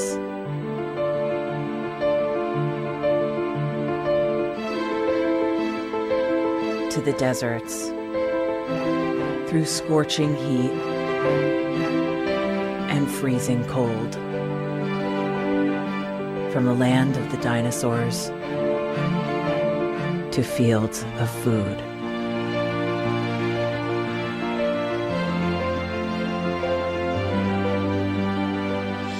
I lend my hand to 7 states, 2 countries, 9 national parks, and 36 million people across an arid West.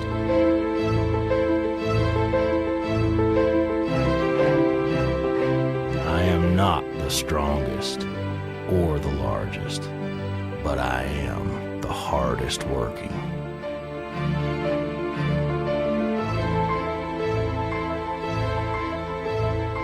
People love me. My playfulness, My beauty. my power,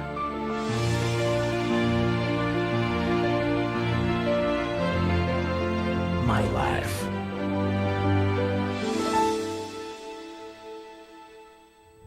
But I don't think I can offer any more. I am I am tired, tapped, and tied. Of the hundreds of major rivers in the world, I am one of the few who no longer kisses the sea.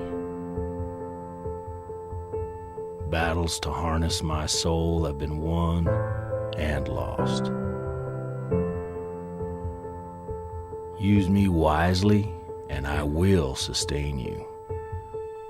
Use me like you have, and I will break.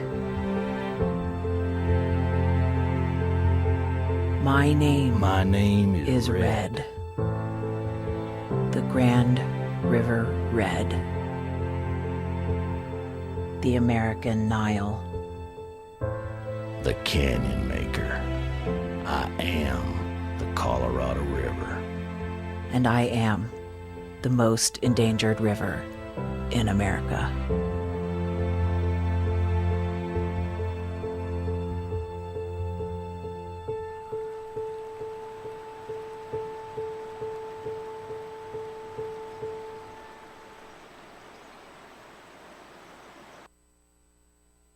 So, I'm kind of new here, but I've noticed a trend. My human does this funny thing where she goes around and gets all my toys, and then she hides them in that basket by the door. You know, but it's always the same basket, and it's always in the same place.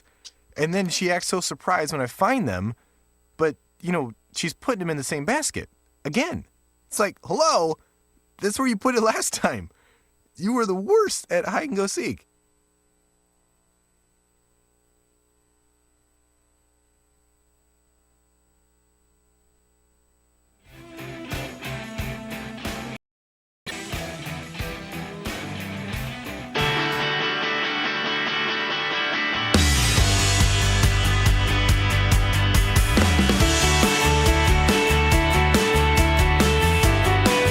This is the Bill Press Show. Here we go, 25 minutes after the hour. Congressman Bobby Scott from Virginia joins us at the half hour. Talk about the president's big speech at the NAACP this week. And Jordan Fabian's here in studio with us from the Hill. In fact, Jordan, the president, this whole criminal justice reform was one thing that the president did get into a little bit yesterday, asked by April Ryan, but overshadowed by everything else. But this is a huge initiative for the president. Big initiative. Maybe his last push for a big bipartisan, win on the domestic front. And he's asking Congress to act by the end of the year. And there are a number of proposals on the table. So it's just a matter of, I think, them mustering the political will to pass one of them. A hugely important issue for the American people. The president talked about the number of people we have in prisons, and so many of them for nonviolent drug-related offenses. And this is also an issue on which it looks like there's the hope of bipartisan support, right? Right. And in fact, you've talked about that, right? About and if you that. look at it, the outside groups supporting it are insane. I mean, you have the Koch brothers teaming up with the ACLU and the Center for American Progress to push this issue. So there's a lot of momentum behind this. And it's a question of, I had a story this morning, can the president convince the gatekeepers in Congress to advance this, because there still are some law and order Republicans who aren't for these types of changes. The April Ryan, when she asked a question about criminal justice reform, she tagged on a little question about Bill Cosby. Were you surprised at the president's answer? Yeah, it was interesting to see him. The wheels were turning. I think he was filibustering a little bit to come up with something. I was surprised that he said he couldn't revoke it. I mean, I figured if you're the president, you can just do anything, right? But it was interesting. I mean, he, without actually accusing him, he kind of said, look, this guy is a bad apple. I mean, it was pretty stunning. Yeah, I mean, he didn't say I accuse him of rape, but boy, with the words. And for him to even say that, drugging women and having sex with them is rape, for the president to say that when the world is watching is pretty powerful. Yeah, there's no doubt about what he meant and whom he was accusing of, right? And saying we should not tolerate in that way. It was an incredible performance all the way around. Lots of news coming out of it, and I'm glad that you and I were there, and I particularly grateful that you would take the time to come in this morning. So, what's up? How do we follow that? What? How do we follow that act? Yes. Well, he's going to prison today. To prison today. He's going to prison. Yeah. First time ever. Right. A U.S. president going to prison. All right. Hey, Jordan. Thanks so much. Thanks, Bill. Back with Congressman Bobby Scott. This is the Bill Press Show.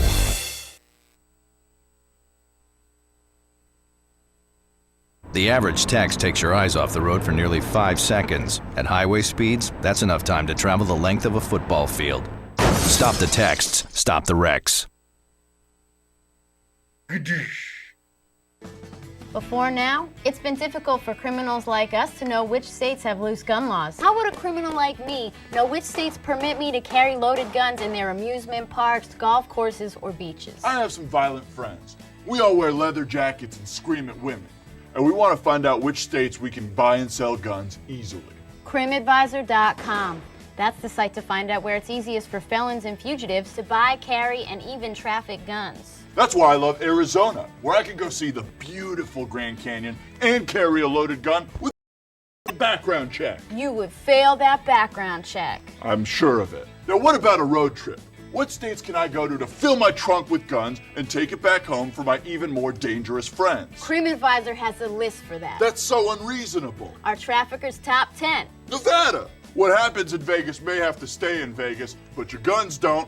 Bring them over to California and sell them. The market up there is hungry for guns. I understand that crimadvisor.com will tell me which states really cater to us criminals and creeps, but what about the states where we're not so welcome? The ones that don't get us? I don't even like saying the name of these states, but California, Connecticut, Maryland, and New York all have laws to keep guns out of the hands of people like us. I want to shoot California so bad. Boo, California. Boo, go home. Wow. CrimAdvisor.com has all this information? Sure does. CrimAdvisor.com. Plan your perfect getaway. Oh, like TripAdvisor. Oh.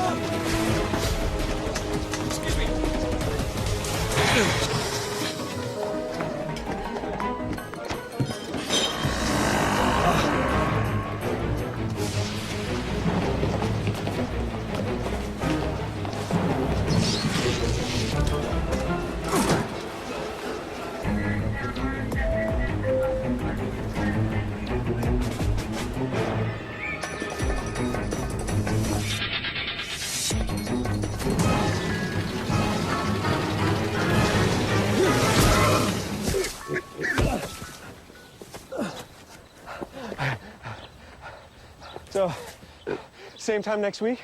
Well, of course. Put away a few bucks, feel like $1 million. For free tips to help you save, go to Feed the Pig. What the frack? What the frack? What the frack? What the frack? President Obama, are you fracking kidding me? Reopen the EPA studies. In Texas, Wyoming, and Pennsylvania. Fracking pollutes our oceans. Fracking poisons our water. Fracking makes climate change worse. Fracking relies on toxic chemicals that cause cancer. Ban fracking now. Ban fracking now. Go on. Ban it. Ban fracking now. Please.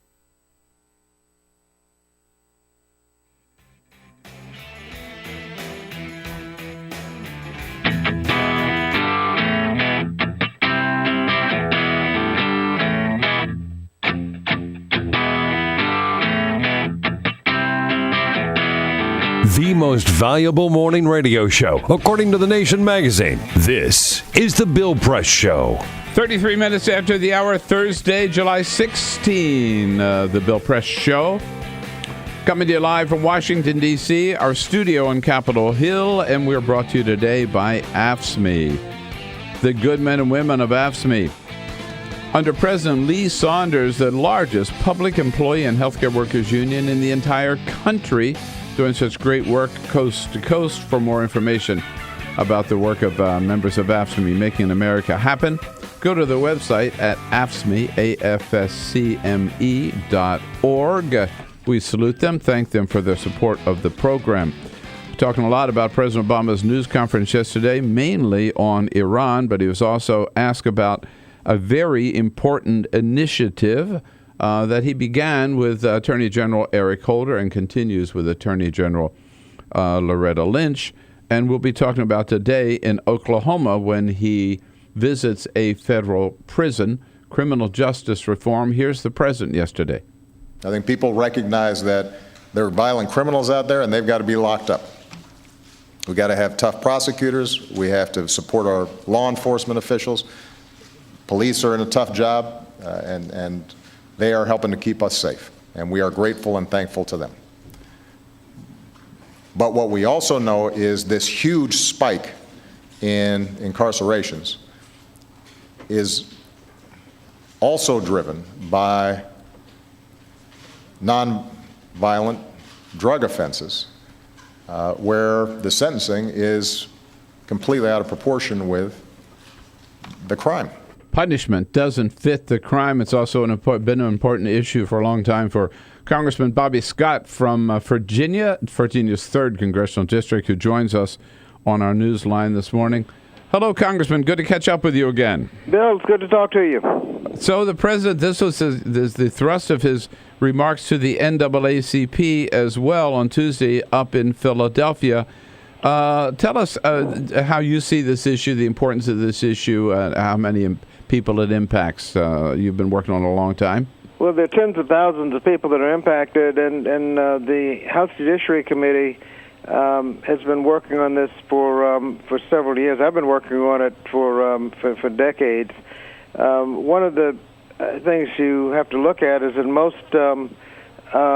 most criminal justice policy is basically slogans and sound bites. Have nothing to do with policy. And you codify all these slogans and sound bites, and we've run up our incarceration rate to where we lock up a higher portion of our population than any country on earth by far. So many, in fact, that some studies have shown that our incarceration rate is actually counterproductive.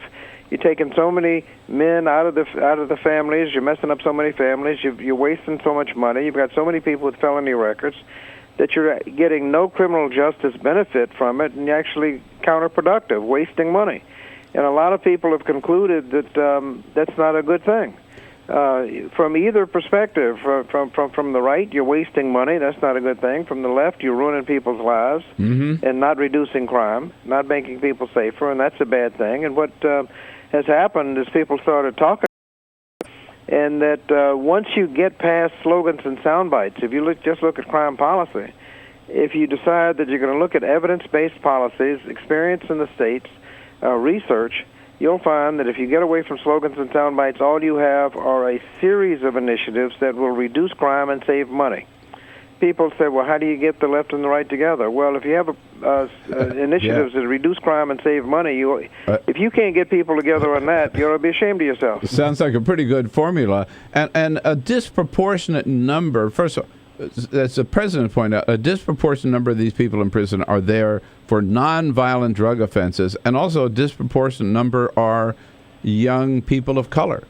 Well, the major culprit in that are mandatory minimums that have been applied to low-level nonviolent offenders, people getting, for which philosophically you might say that these people should be in rehab, not in prison, but even if prison, the kinds of sentences people are getting 5, 10, 20 years for low-level nonviolent offenses. If you just look at the president's commutation system, he says, well, if you've served 10 years for a low-level nonviolent offense and essentially first offender in a situation where you had no meaningful role in the overall operation, then he will consider you for commutation. But the first thing, and he's got thousands of people to choose from in terms of commutation. That's great. He needs to do that. But what ought to occur to you is, how does somebody low-level, nonviolent, no meaningful role in operation,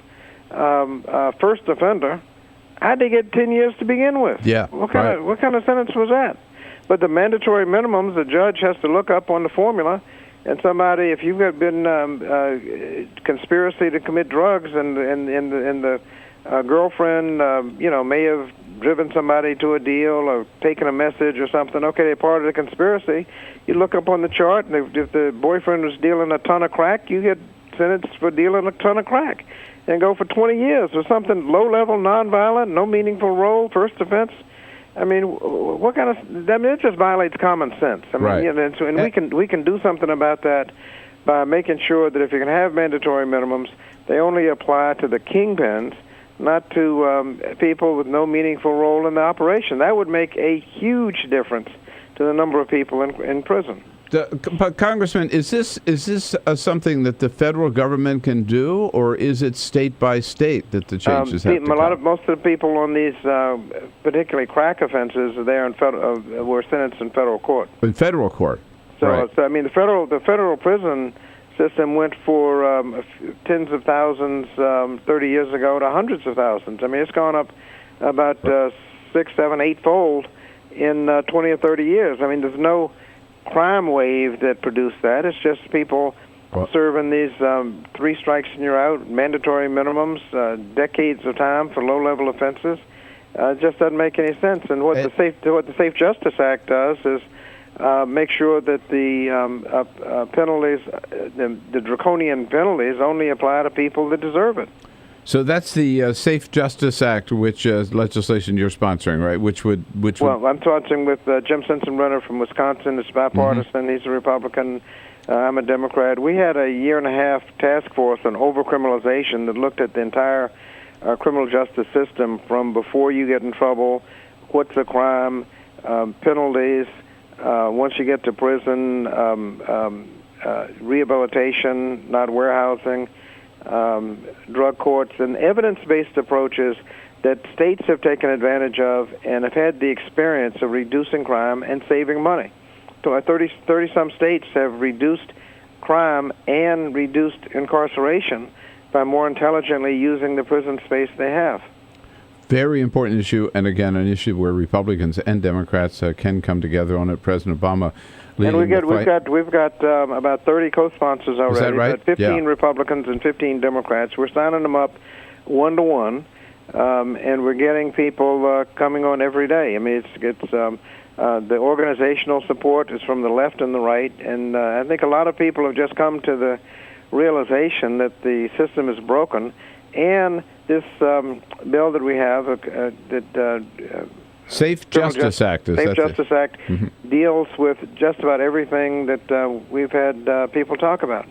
Congressman Bobby Scott, our Democrat from the Virginia's 3rd Congressional District, our guest on our newsline this morning. Congressman, I want to ask you about a couple of other issues before we let you go. One is, I know that when she was on the Hill the other day, Hillary Clinton, former Secretary of State, met with the Congressional Black Caucus. How was she received, and what are you doing about 2016?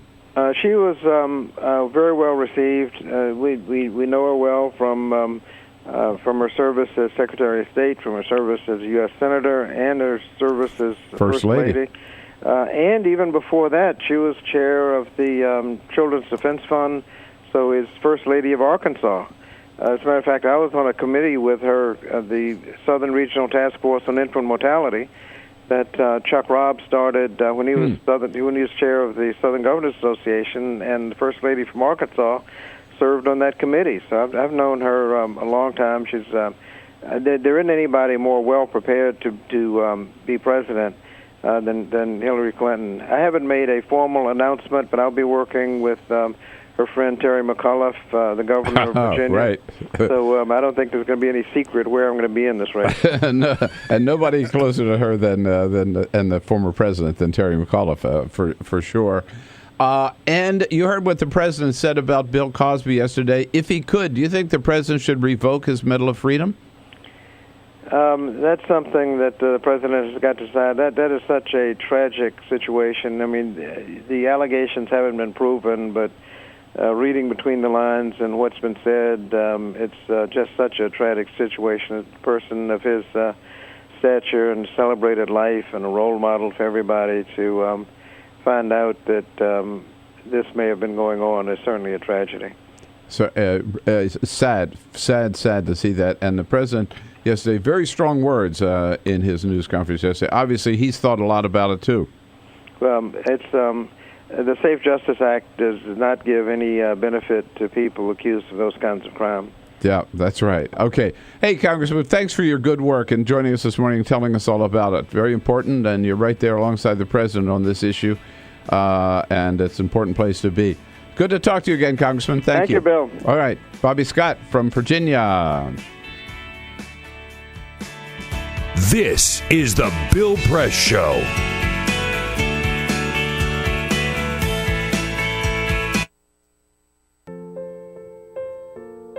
This is why you took a second job. Why you taught yourself how to fix the plumbing. Why you'll do whatever it takes to keep your home. And that is why we want to help.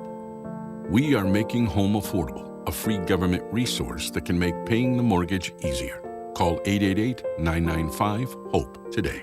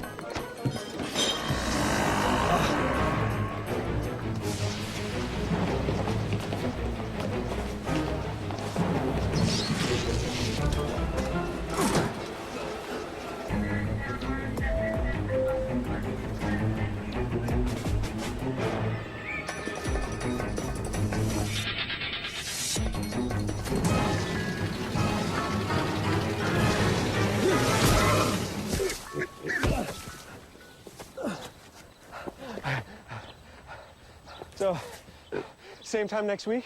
Well, of course. Put away a few bucks, feel like $1 million. For free tips to help you save, go to Feed the Pig.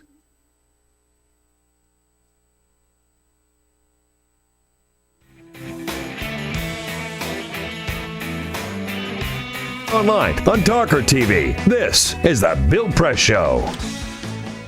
13 minutes before the top of the hour, Thursday, July 16. At the top of the next hour, J. Edgar Hoover, who was a despicable person,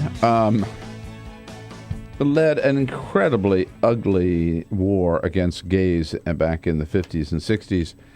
Michael Isikoff, chief investigative reporter for Yahoo News, has just completed a documentary, producer of that documentary about those days and that campaign. He'll be here at the top of the next hour in studio to tell us all about it.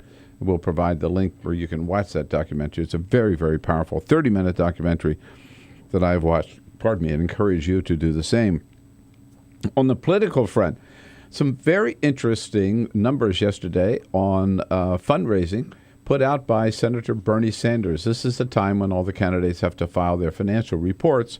For Republicans, it's important that they do so if they want to be in the first, if they're up in the polls in order to qualify for the first debate.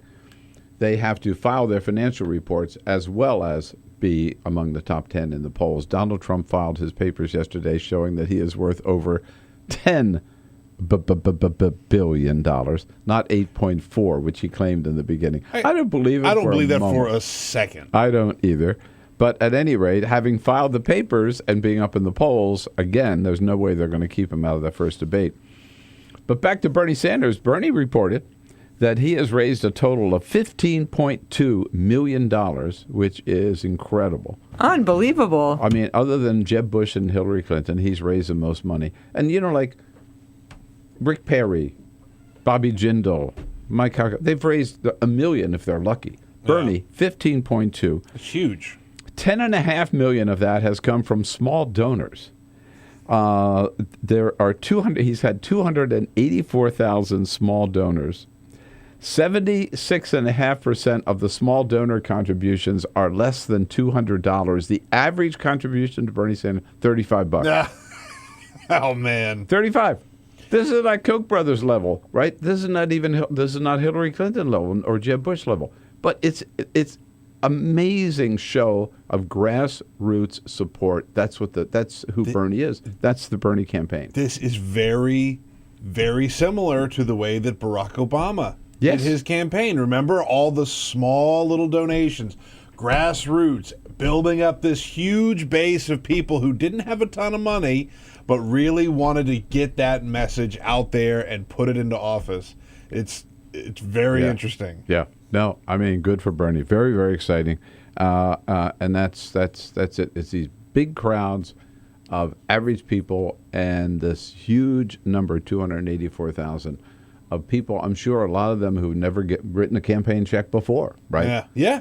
Have been inspired by Bernie. They've seen Bernie. They like the message.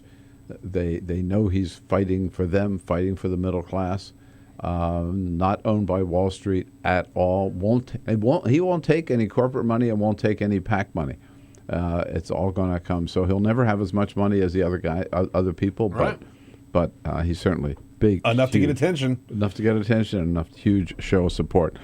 One other thing we're going to touch on before we move on is, and it's too bad it happened this week almost because it's just gotten buried by all the news about Iran, and that is this incredible mission, hugely successful mission to Pluto, the New Horizons. Again, the accomplishment is just incredible. They've been working on this for over 20 years. It was 9.5 years ago that the New Horizons rocket missile was launched. It has been hurtling through space at the speed of 31,000 miles per hour. Took it 9.5 years to cover the 3 billion miles to Pluto, and it was right on target and sent back these incredible photos where we can really see what the landscape, if you will, of Pluto is all about. Here is NASA engineer Kathy Olkin telling us what we see. It's a small world with deep canyons, troughs, cliffs, dark regions that are still slightly mysterious to us. And Peter, you pointed out earlier, when you look at all we knew about Pluto before was a fuzzy little dot. Tiny, fuzzy. Yeah. Looked like it was taken with a Polaroid camera almost. And only discovered like 30 years ago, right? Fran Baganow from NASA shows now what we saw then, what we see now. When we started off, it was a tiny little dot. And now it's a real world with geology and so on, and 5 moons. 5 moons. And the other thing that stuns me about this, by the way, the total cost of the mission was $722 million for basically 20 years of work. Yeah. And one of the greatest scientific discoveries of all time. Yeah. For sure. This is great. Yeah.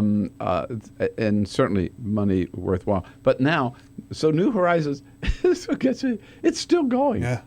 We don't know where it's going to end up. Who knows? No. It's still going into deep outer space where we have never been before, and it's still capable of sending pictures back. Yeah.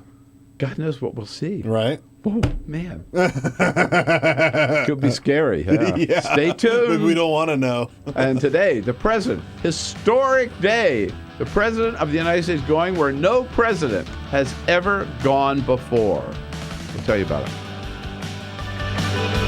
This is the Bill Press Show.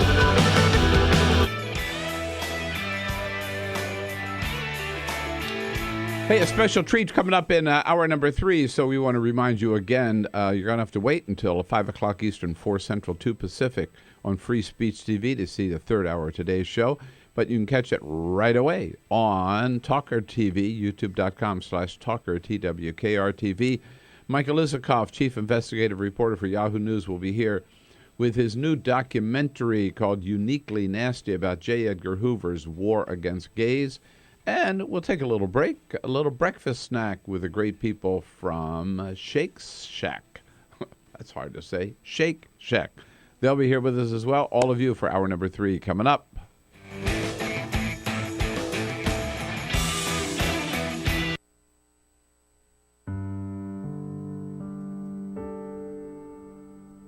A few years ago, plastic bag waste in our city came to a tipping point. It was clear. We had a bag problem. My department was tasked to reduce plastic bag consumption. We needed to come up with ways to change human behavior. So we asked ourselves, would you like a bag? What do people really hate? Yep. Getting punched in the stomach.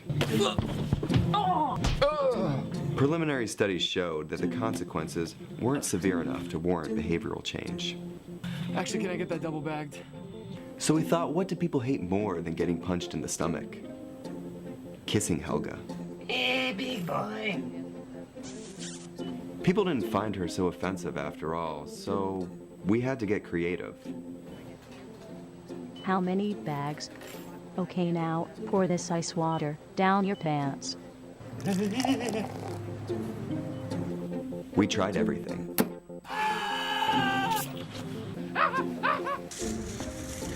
Eat this rat. Defuse this bomb.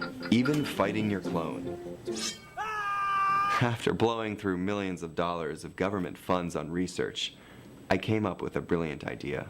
Why don't we just charge 5 cents per bag? That's a stupid idea. Would you like a bag? Yes. 5 cents a bag. 5 cents? 5 cents? Do I still have the option of getting punched? Honestly, I don't know how everyone else missed it. Why don't you just get a reusable bag?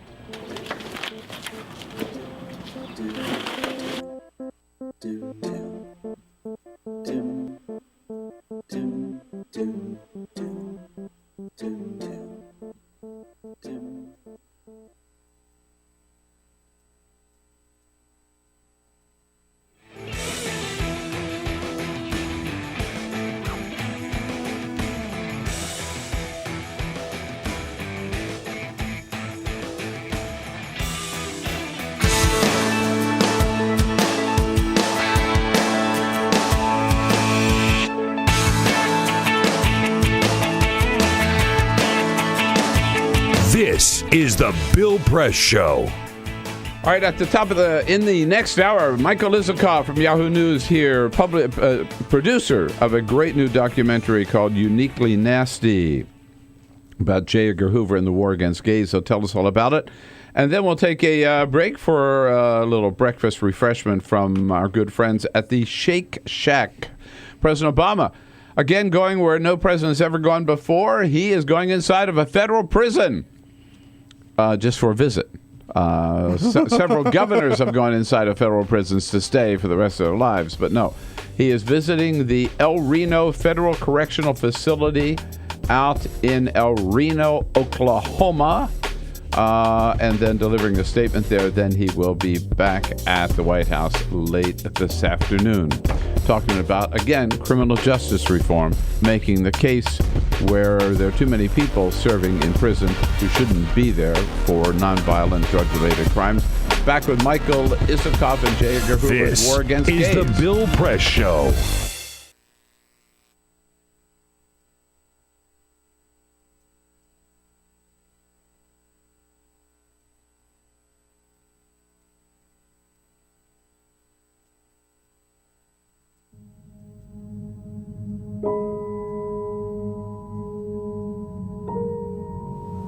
The hardest moments for me is when I'm laying awake in the middle of the night and I'm thinking about all the times I made a pitcher of Kool-Aid with the water, or I boiled a pot of corn or potatoes with the water.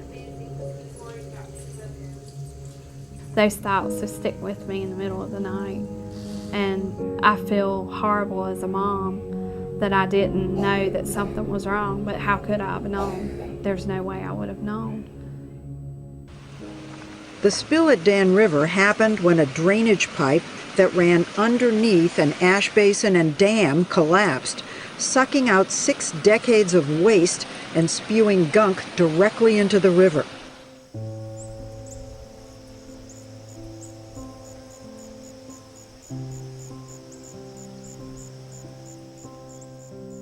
My husband and I just kind of looked at each other like, should we be concerned? We live right next to an ash pond, and this was coal ash spilling into the Dan River, and we learned at that point all of the toxins that were included in coal ash.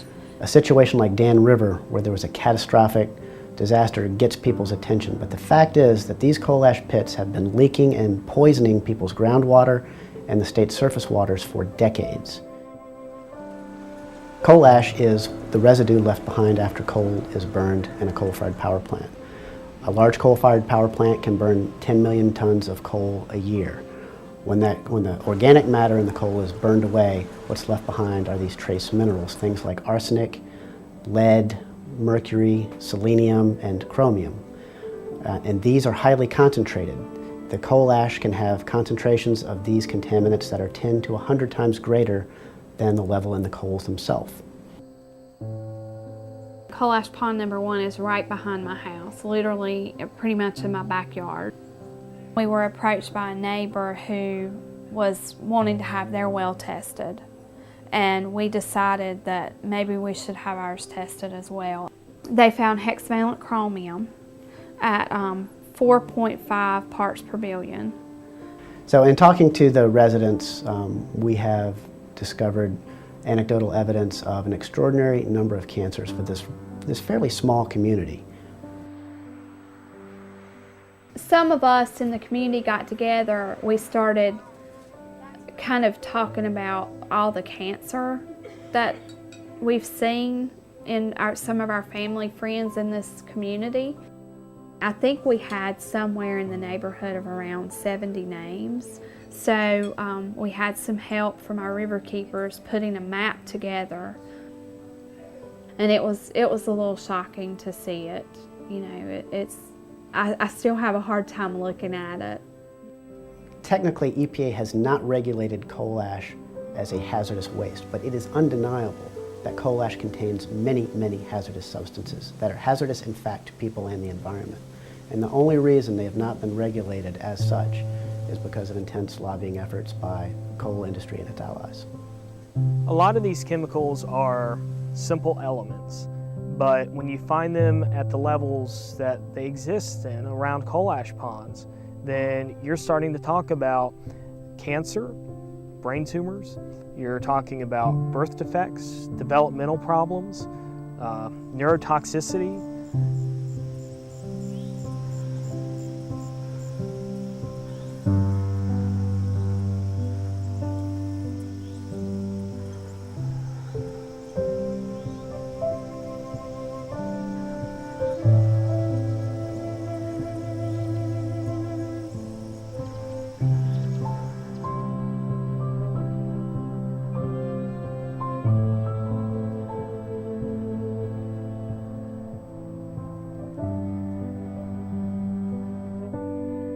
We began to look at legal options, cases that we could bring in court to protect communities and their citizens from these toxic leaking time bombs.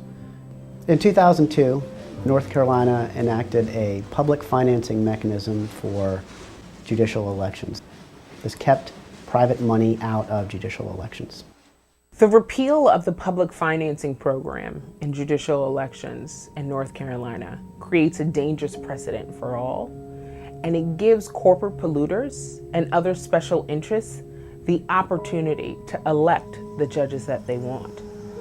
And this is important for us all. Everyone should care about this, because when you think about the fact that the state and the federal government have basically abdicated their responsibility to regulate these issues. The state courts are the last stopgap. I think this is no longer a problem that's going to go under the radar. It has been exposed, and I am confident that we will ultimately, with the facts, win out and ensure that we have protected waterways. And so this is something that we all should care about. If we're worried about the water we drink and the air we breathe, we have to be concerned about money in judicial elections.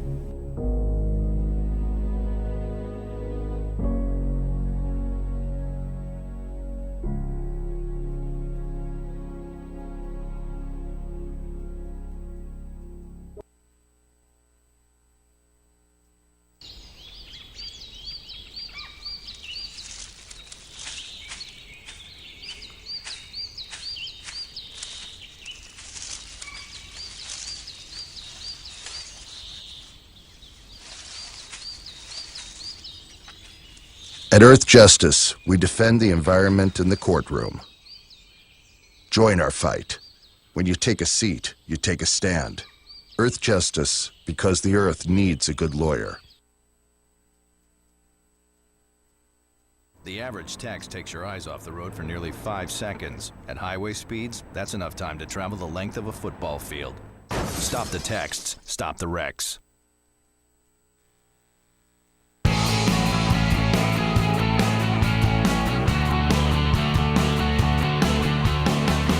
Broadcasting around the nation, on your radio, on your TV, and online. This is The Bill Press Show. President Obama made my day yesterday at his news conference. I was there. He gave a shout out to Five Guys. And of course, right after the news conference, I immediately went to Five Guys. What else? Hey, hello everybody. Great to see you today. Here we are. It's Thursday, July 16. It's the Bill Press Show. We are coming to you live from Washington, D.C., our nation's capital, and our studio right in the heart of the action on Capitol Hill in Washington. Thank you for being with us on your local progressive talk radio station nationwide. And thank you also for being with us coast to coast on Free Speech TV. Good to see you today. Lots to talk about, and look forward to hearing from you. Chiming in on what we're talking about. You can do so by giving us a call at 866-55-PRESS, or just send us your comments on Twitter at BP Show, or on Facebook at facebook.com/BillPressShow. Here in Washington, the journalistic community, we work on a lot of the same issues together and get to know each other pretty well. On the persons I've known since just about since I got to Washington here for CNN and Crossfire's Michael Isikoff. I'm bounced around from Newsweek to, I can't keep up with all of your peregrinations, Michael. NBC, of course, right? Yeah, and now at Yahoo News, Chief Investigative Reporter. Good to see you. Good to be here. And doing good work as always, and you're the producer, as producer of this new documentary, Uniquely Nasty. Very excited about that. I want to hear all about that. And you join our team here. Peter Ogburn. Hey. Elisa Murphy. Good morning. Hello, guys. Jamie Benson's got a couple of days off, so Sarah Dietrich is here to screen your calls at 866-55-PRESS. And we are live on television, thanks to Cyprian Bolding, our videographer, as well. Michael, you and I probably never saw anything like the president yesterday at the news conference when he was asked about Bill Cosby. Yeah. Wow. April Ryan threw that question. Yeah. It just tagged it in. And at first it looked like the president just didn't want to touch it because he said there's no power to revoke a Medal of Freedom. And then he goes on. If you give a woman, or a man for that matter, without his or her knowledge, a drug, and then have sex with that person without consent, that's rape. Boom. Boy, you could hear the audible gasp in the East Room. Yeah. Pretty strong stuff. That was, he knocked that one out of the park, I thought. And I don't think anybody was expecting it, and it's so strong and made it clear what he thought about the Bill Cosby revelations. Right. It was almost like end of story. Right. Yeah. Let's not even mess around with that. Innocent until proven guilty, whatever. Boom. Here's the deal. Right. Very strong moment.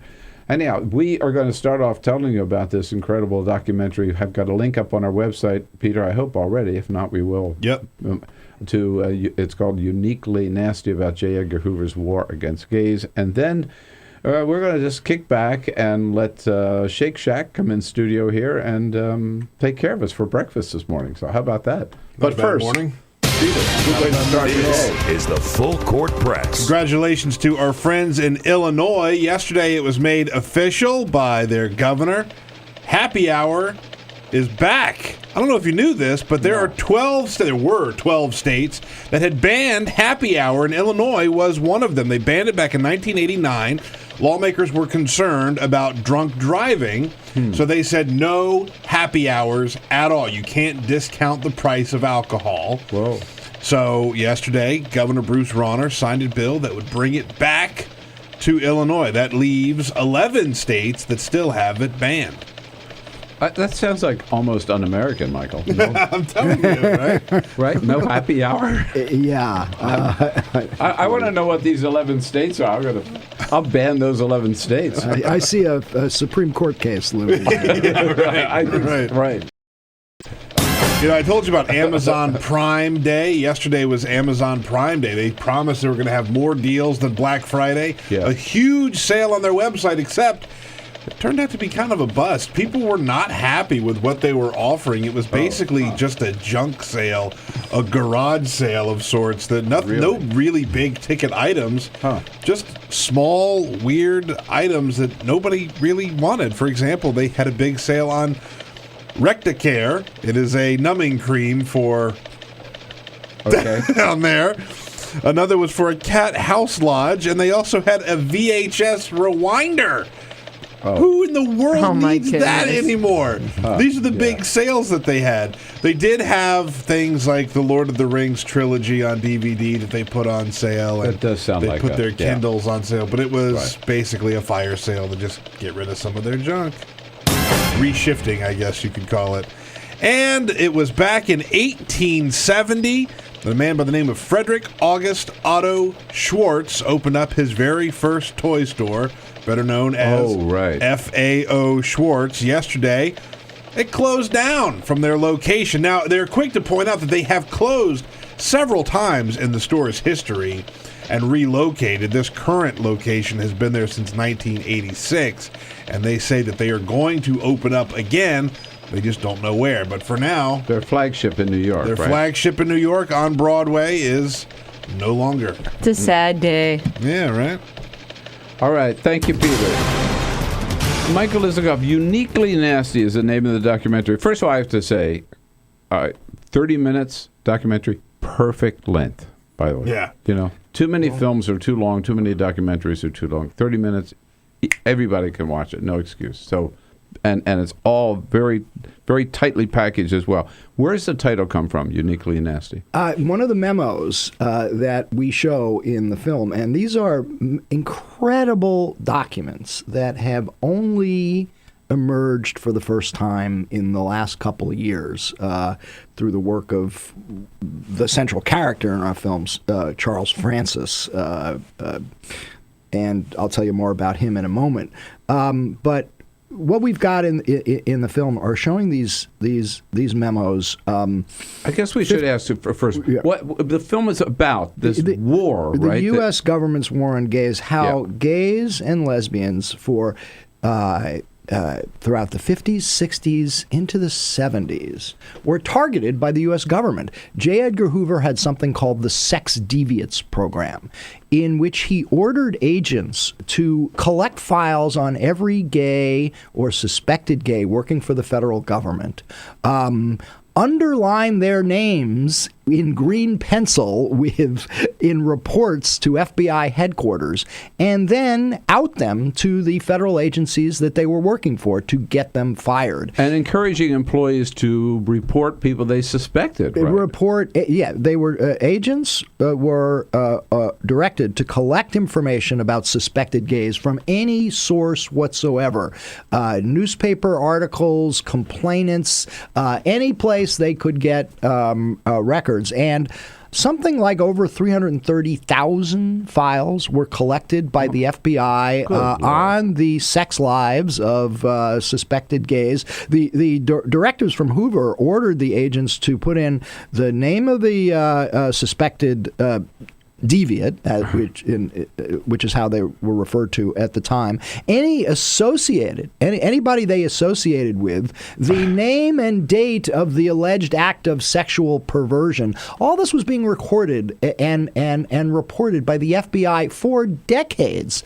There's a historian who is in the film, Douglas Charles, who has a new book coming out on this, on some of these new memos, and he points out, look, we've all heard about COINTELPRO, about targeting of Martin Luther King, the harassment of left-wing dissidents over the years by Hoover. He says, as FBI abuses go, this ranks towards the top. And yet it's probably the one that the American public knows the least about. Right. Because the evidence of this has only emerged in the last couple of years. And that was one of the reasons, as a history buff, I was so interested in doing this film. It's like a whole other chapter of abuse by our government and surveillance by our government that we don't know about. Right. Uniquely Nasty, then? Uniquely Nasty, the U.S. government's war on gays is the name of the film.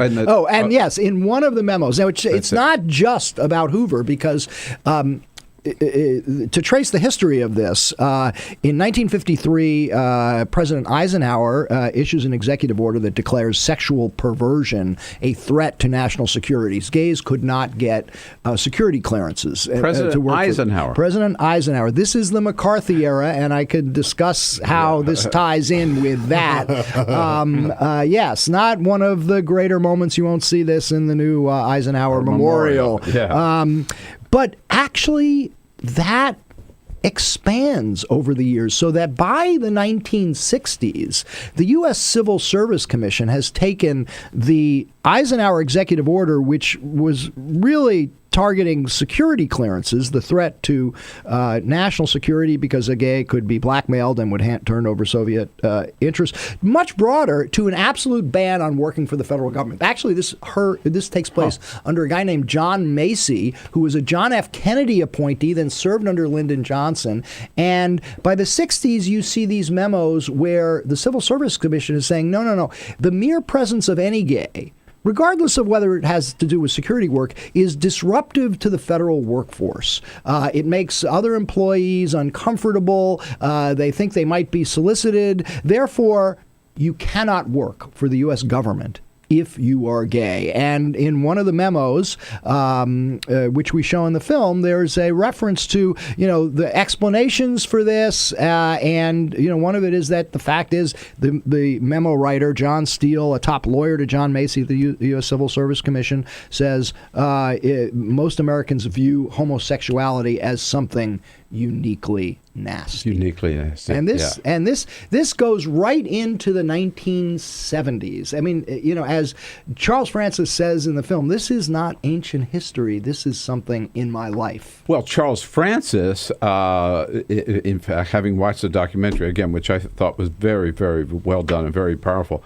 his is a very recent history under George W. Bush. Absolutely. Who did not continue, to his credit, that kind of warfare, but still got reelected basically through a war on Gays. Yeah, well, look, Charles Francis is a fascinating story in his own right. And, we sort of tell it through his eyes because, he's the guy, the point man who's been uncovering a lot of this stuff. And it's how I got into it. Charles Francis is a veteran Republican PR man, worked for a lot of firms around here, Gray and Company and a bunch of others.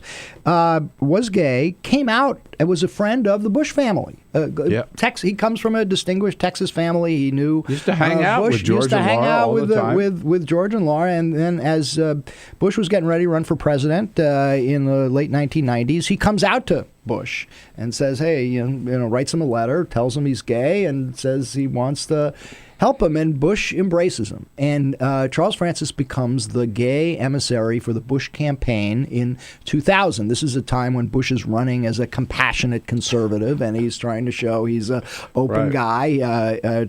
Charles sets up a meeting called the Austin 12, where Bush meets with 12 gay Republicans. It gets national news coverage. You can see it in the film. Peter Jennings, this is a historic moment. Talks about it. Right. And Charles is meeting with Karl Rove. They're plotting strategy. Helping plan the campaign. You can see the emails between Charles and Karl Rove, and all things are going well. And then come 2004, and the Bush campaign is worried about re-election. Iraq is going south, all sorts of problems, and they got to go back to their base.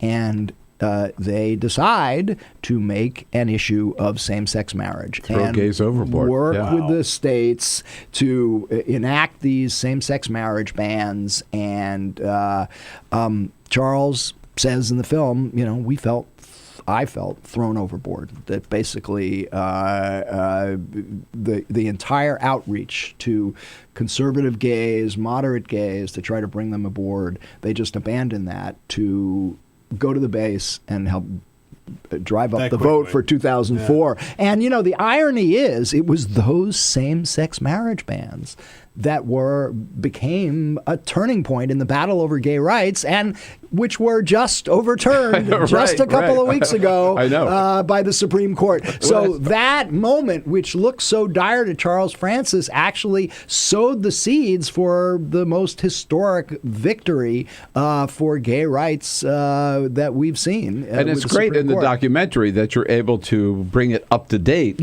and actually show the celebration outside the court when the Supreme Court, just 2 weeks ago when the court made that ruling. So this is hot off the presses, if you will, this documentary on an incredibly important topic and a shameful time in our history. It's called Uniquely Nasty. We got a link up on our website at BillPressShow.com. Michael Isikoff, Chief Investigative Correspondent for Yahoo News, is also the producer of Uniquely Nasty, here with us. And when we come back, this actually led to the death of a United States senator indirectly. I want to hear that story. Absolutely amazing story. All right, we'll be right back here on the Bill Press Show. This is the Bill Press Show. This is my computer. This is your computer. Let's go on the internet. Let's go. Click it. Yes. Okay. Eye cursor in between the R and the E. Pressing dot, I want you to just push the period. She's gonna love me all over again. That's it. Jamaica, here you go. Here we go. Good job. Thank you. Thank you. And I did it by myself. Feel smarter. So, I'm kind of new here, but I've noticed a trend. My human does this funny thing where she goes around and gets all my toys, and then she hides them in that basket by the door. But it's always the same basket, and it's always in the same place. And then she acts so surprised when I find them, but, she's putting them in the same basket. Again. It's like, hello? That's where you put it last time. You were the worst at hide and go seek.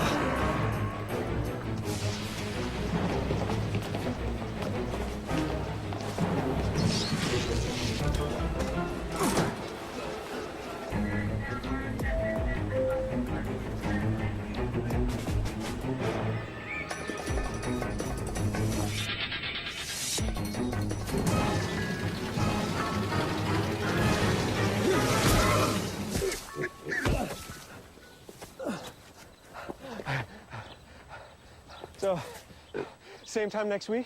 Well, of course. Put away a few bucks, feel like $1 million. For free tips to help you save, go to Feed the Pig.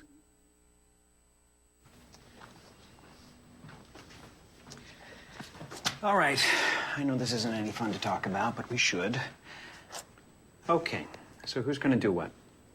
I'll pack the dead batteries. Great. I'll only put what I don't need into a duffel bag. Perfect. That's totally unhelpful. No problem.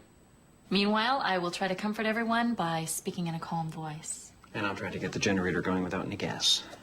Oh, let's not forget the cell phones, which probably won't work. Right. And who is going to handle supplies? I can forget to do a list for us. Thanks, pal. Well, I think we couldn't be any less prepared. I'm proud of you guys. Talk to your kids about who to call, where to meet, what to pack. Visit ready.gov/kids for tips and information. Hey, thanks for stopping by. You know, I followed your character since the first episode. I'm a big fan. Big fan. Thank you. And listen, your storyline, it makes for incredible TV drama. Thing is, your drug use is very adult content. Too adult for the kids. So I'm gonna have to block you. Oh, man. Yeah. Well, have a good one. You're a nice lady.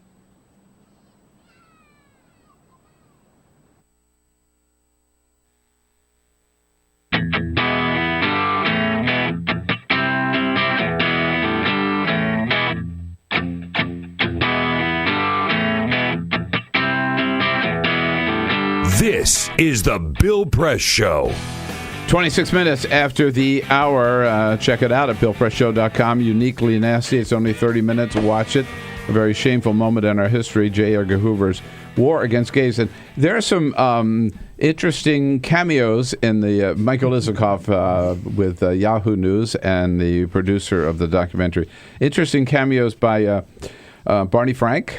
Right? Yeah, Barney Frank is in the movie. Alan Simpson. Alan Simpson, and former the voice of J. Edgar Hoover is George Takei of Star Trek fame, and he does a great job. He really does. J. Edgar Hoover, yes.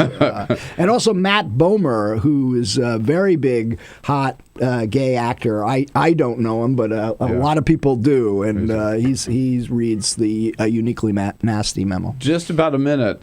U.S. Senator Lester Hunt. This is probably one of the most consequential American political stories that you've never heard of. Lester Hunt was a Democratic senator from Wyoming, a foe in the 1950s of Joe McCarthy. His son, Lester Hunt Jr., gets arrested for soliciting gay sex in Lafayette Park. Senator Hunt's political foes, allies of McCarthy, Stiles Bridges of New Hampshire and Herman Welker of Idaho, use this against Lester Hunt. They basically blackmail him, threatening to expose the arrest, flood the voters of Wyoming with pamphlets about his son's arrest for gay sex unless he resigns from the Senate, gives up his seat. Senator Hunt, under excruciating pressure, goes to his office on a Saturday morning in 1954 and shoots himself, kills himself, commits suicide, the only senator ever to commit suicide in his office.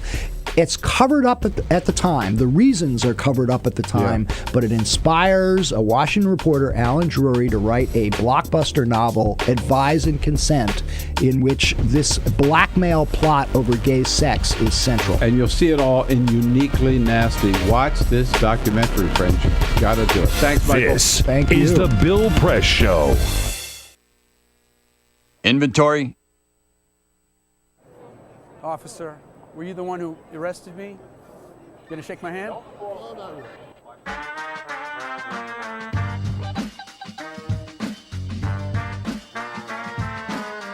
So I got invited to host a vigil called Carry the Names. And that's what they were doing, carrying the names of the people who were victims of deadly police force. Michael Brown, Eric Garner, that guy Gurley. I got a motion from Dragonfly from Stop Shopping Choir, and I started preaching.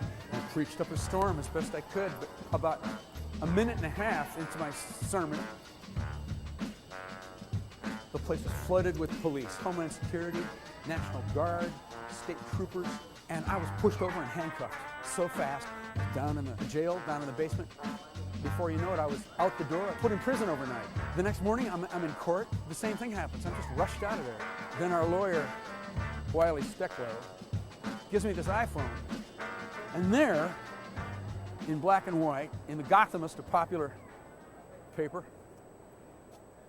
is this charge by Adam Lisberg, the MTA law enforcement spokesperson for this grand place.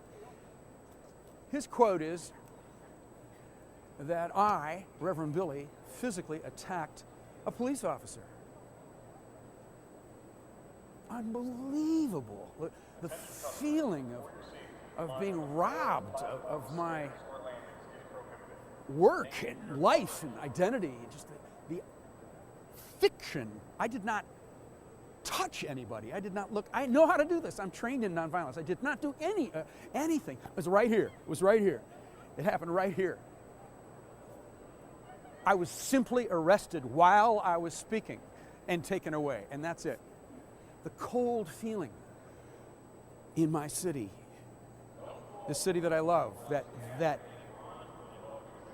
city spokespersons whose salary I pay for with my taxes, that they would say this. I can just feel the rending apart of the community, that we are not that close. We're not. They are willing to say this, and they think that they can just say anything about anybody and get away with it.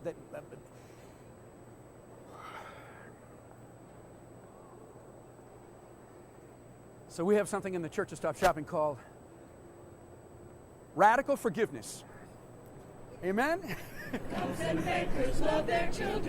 forgive the police. We gotta love them too. Cops and bankers love their mothers, but I'll stay radical. Love their brothers. We gotta love them too.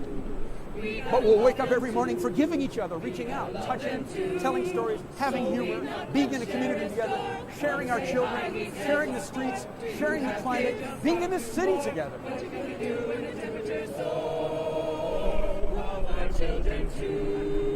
But forgiving each other, being grateful to each other,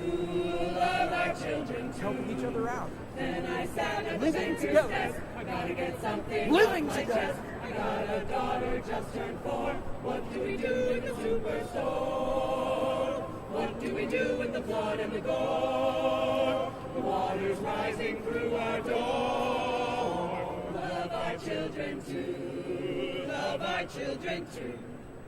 Amen. Earth-alleluia.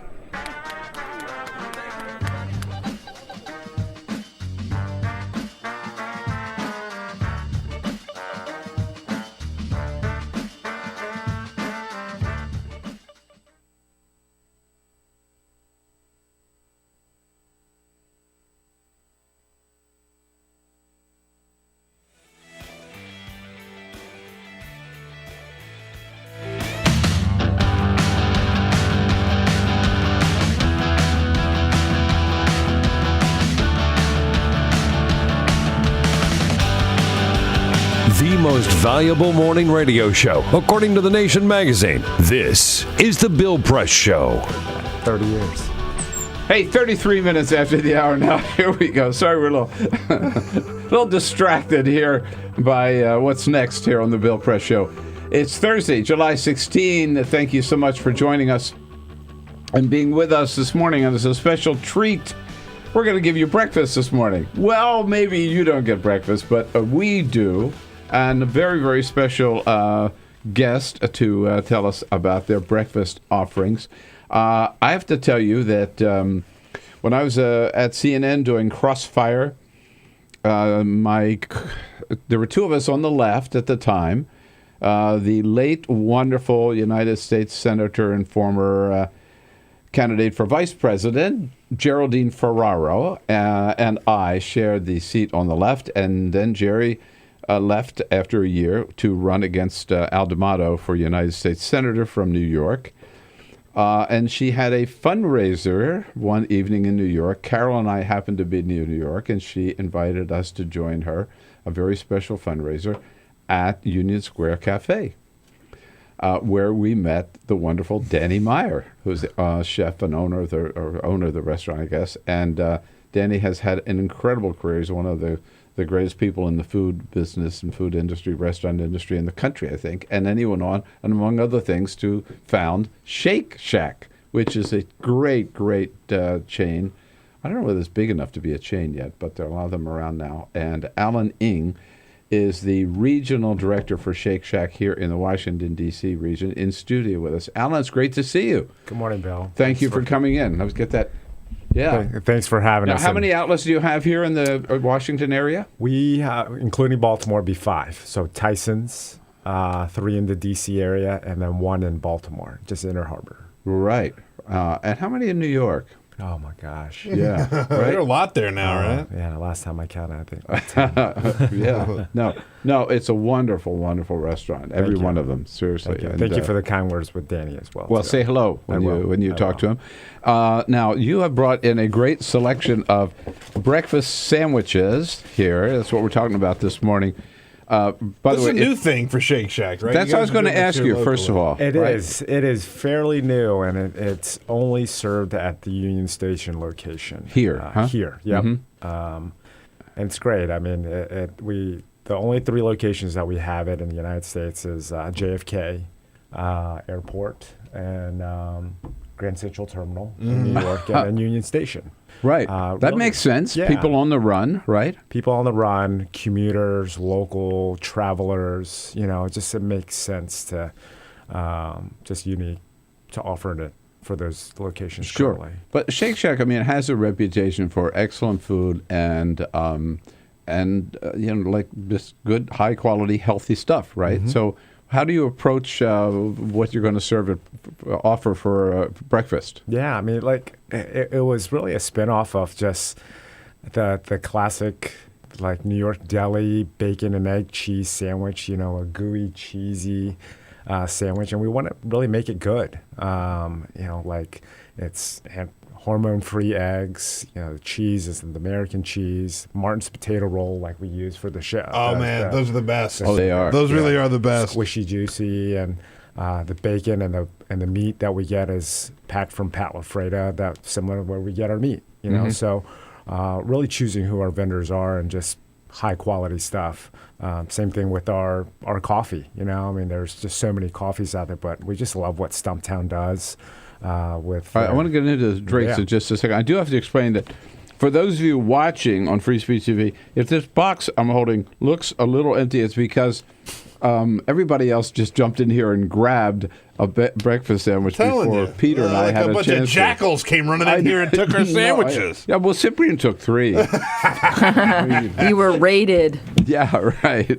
So what we have here, 3 different kinds, right? 3 different kinds, correct. So we have the bacon, egg, and cheese on your right. Classic. Yep. And sausage. Peter, that has my name on it. Okay, all right.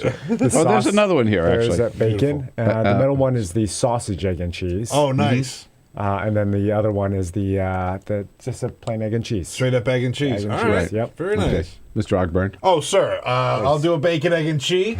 Classic. Yeah, absolutely. Yummy. It's my absolute favorite. You going bacon, egg, and cheese? I am too. Allan, Was that all right with you? Yeah. Okay. Yeah. What you gonna do? Elise, did you get one?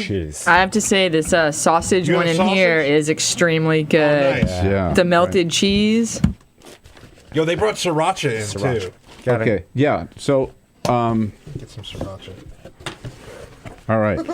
Now into the. So how are you doing at breakfast? Is it working? Is it a popular thing? Are you? Yeah, You're going to I mean, expand it to some of your other outlets as well? No, just Just at the- just Union Station. There's a lot of requests and so positive feedback of saying, hey, open at other locations, and we just want to say, hey, it's very new. Commuters, travelers, let's focus on Union Station. We've only done it for a couple months, and it's been good. I imagine you guys are cooking these eggs to order, right? For Oh yeah, every sandwich. Yep, Yeah. every order, every Pete, nothing sits. It's to order, so That's the way to do it. Yep. Yeah. What? I'm gonna take a bite, Bill. You haven't had any yet. I know. I'm talking here, right? That's right. I know. You know, my mother taught me not to speak with my mouth full, right? Speak for yourself, man. Yeah, that's delicious. What time does your crew have to? I mean, it takes a lot of prep and everything, even if you cook everything to order. Yeah. Now it we're does. early morning people, so you can tell us what time do you have to get started? Our team starts getting there at 6 o'clock. You know, we start Oh man, you breakfast let at them 7. sleep in. Yeah. You know, Yeah. and it's about efficiency, about having a great close and getting set up from the night before and just rolling in. So, you know, we only have three sandwiches during the day, but we offer the whole entire menu also during the breakfast. Oh, really? So, Oh, you do? so since you... So I could get a burger? Yeah. Yo! So early. You know, it's like lunchtime right now for you. It's true. No, people think that's 7-1. crazy. Like, I want to have lunch at like 10 a.m. No I know, joke. seriously. Because we get up so stupid early. I'd absolutely go would roll go up for a on a shack burger burger. and a Hot dog. concrete. Yeah. Don't forget a beer, too. Of for course. lunch, yeah. What's your biggest meal? Biggest meal, like... Is it close to that the microphone? biggest meal for is it lunch? That's not breakfast. Oh right? yeah, lunch. Lunches Lunch are for sure. you know, especially everybody's coming out for lunch. I mean, definitely that's the biggest. And is it burgers? Are they any particular burger that's the burgers? Shack burgers or our Yeah. signature burger is definitely that's the winner. Okay, the winner. Now for What's your go-to order? My go-to order? Mm-hmm. I had it yesterday. So I had a Shack burger, classic black and white shake, which is vanilla custard with fudge sauce, and a 50-50 is half lemonade, half iced tea. Yeah. You mean Arnold Palmer? Arnold Palmer, yeah. Yeah. Okay. Well, we can't say all Palmer. We're right. 50-50. Oh, I see. AKA. AKA. Right. Now, for drinks, you have a whole selection here. These are all breakfast drinks that you offer? All breakfast drinks, obviously. These are, we also have hot coffee as well, just to travel-wise.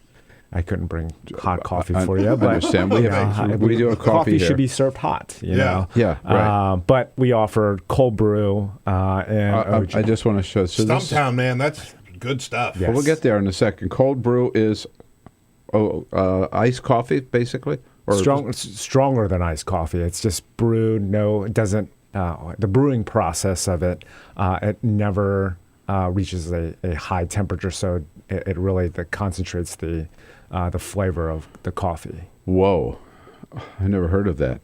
Have you had this? Yeah. Peter? Oh, yeah. Try some of your sandwich, by the way. You ought to give that a shot. No, I will, but I'm going to wait till the break. I'm going to wolf this down during the break. All right, you talk. I wanted to ask you about Stumptown Coffee because they've got a reputation. Where did they come from? This is Stumptown, huh? Right? Yeah, this is Stumptown. It's the same. I got it. It's the same. This is the with milk. So this has I like how it's got it. I got it. Just Okay. like one of those little chugs. Yeah. That you used to get.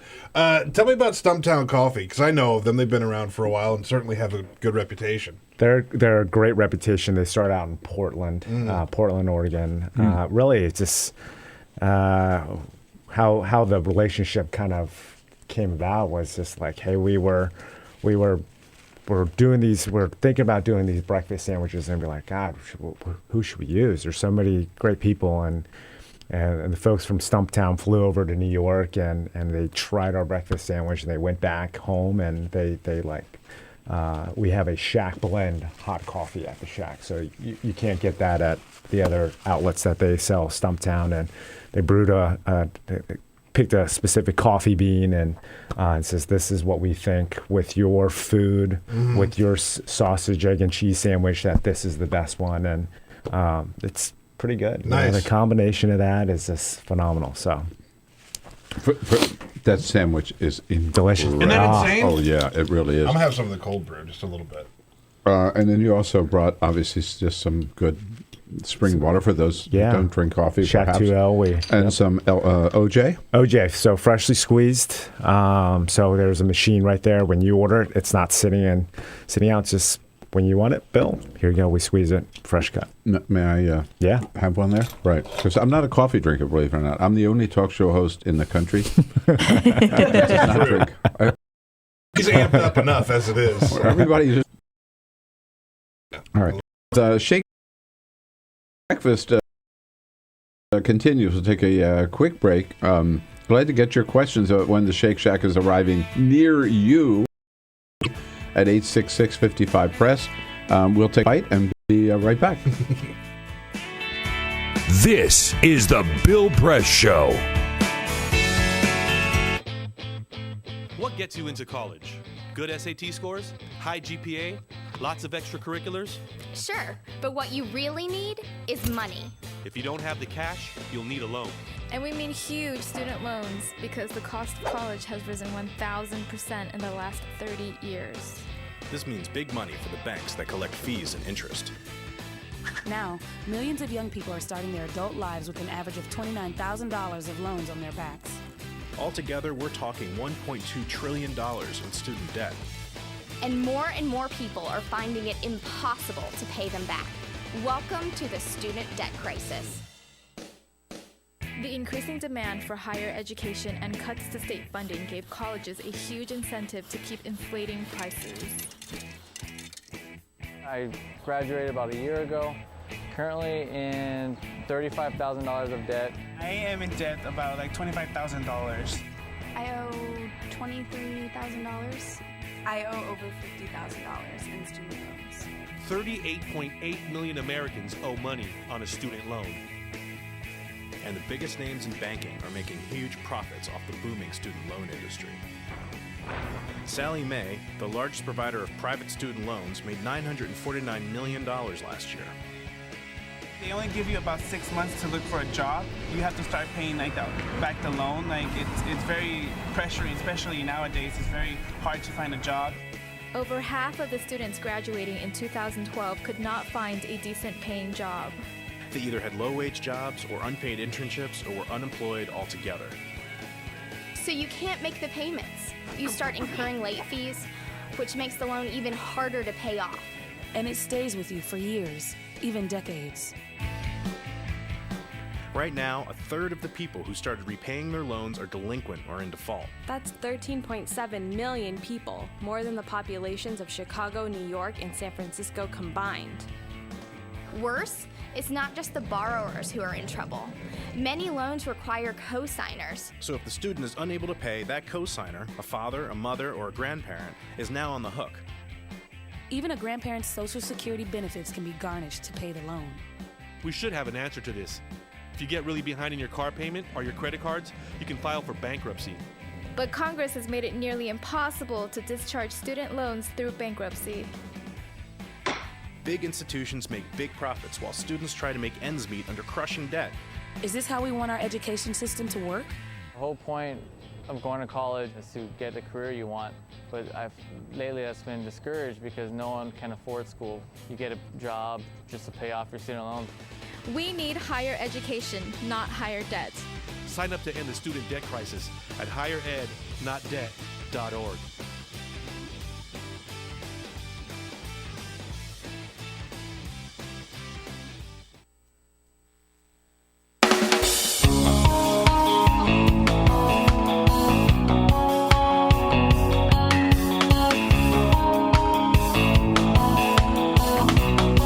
On your radio, on TV, and online.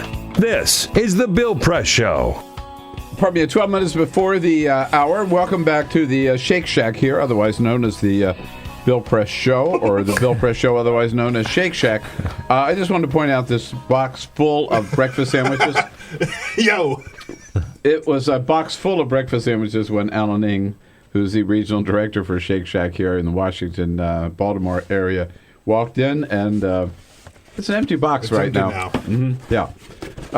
The vultures. Boy. Let's throw that away. Throw that in the trash. And this is the best breakfast sandwich by far Isn't it I've really? ever had. It seriously very, is very the good. best. It's so good. It's all about that bun. We were talking about this on Yes. the break. That bun is so perfect. So how many markets are you in right now in the country? Is it basically still East Coast, or? Most of them are East Coast. Yeah. We're starting to make our way out to the West. We opened Chicago this year. We opened Austin and Las Vegas. So Austin is getting another one in about a month. Chicago is getting its third one. Whoa.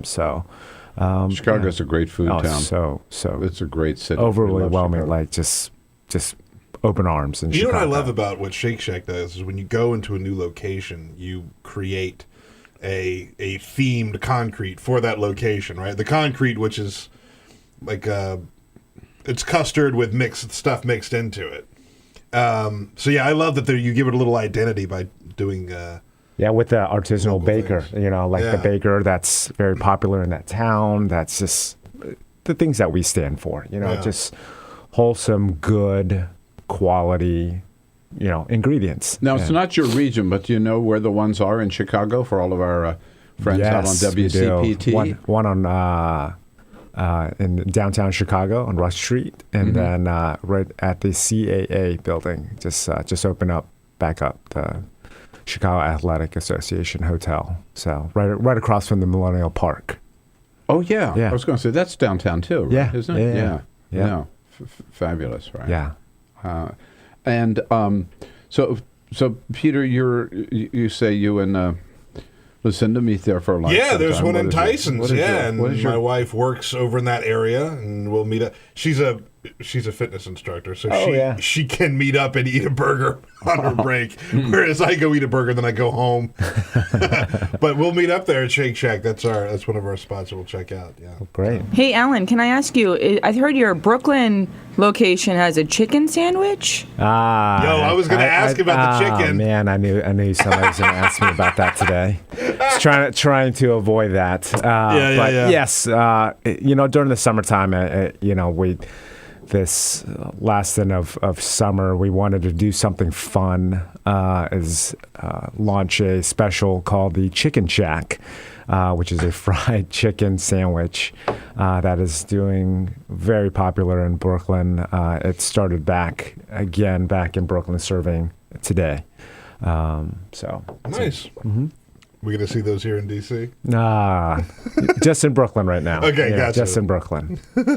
You must have then like a test kitchen somewhere where you try things out. You're thinking of introducing in the restaurant. Yeah, I think like our home office is in New York. Most of our shacks, we were born in New York, and we really wanted to focus, like for the Chicken Shack, is just somewhere to just concentrate at, like Brooklyn, 3 Brooklyn shacks, and just get what the feel is, what the community like, what the city like, so that we were closer to it and that we could see the results and if it's successful, if any changes need to get made or improvements, just feedback. We're just more, right there. We're just train stops away. Who's your big competition? Do you consider Five Guys at lunch? I don't know, like competition. I think each location's all different. If you look at DC, it's DuPont Circle. You've got so many options, so many great restaurants right there that that are there. Union Station. We're in a good corridor of just awesome neighbors. And then at Tyson's Corner, you've been to Tyson's Corner. You just have so many options as well too. And I think it's. And every city is different too. Every city, city, every region of the country. Absolutely. This cold brew with milk, by the way, is insanely good. Which one do you like better? I like the one with the milk. Milk, yeah. Yeah, it's almost like a milkshake, like a coffee milkshake. It's like a chocolate You could just milk. put a straw in it. Seriously, in all honesty, I could chug that. Yeah. You should try a little bit. I know you don't do. I know you don't do coffee, but I mean, today would be the day to try it. I mean, you got the best We'll have to breakfast get sandwich. a stick to peel them off of the ceiling. I might try a little bit of it before I leave. So, but can you get cold brew outside of Shake Shack, right?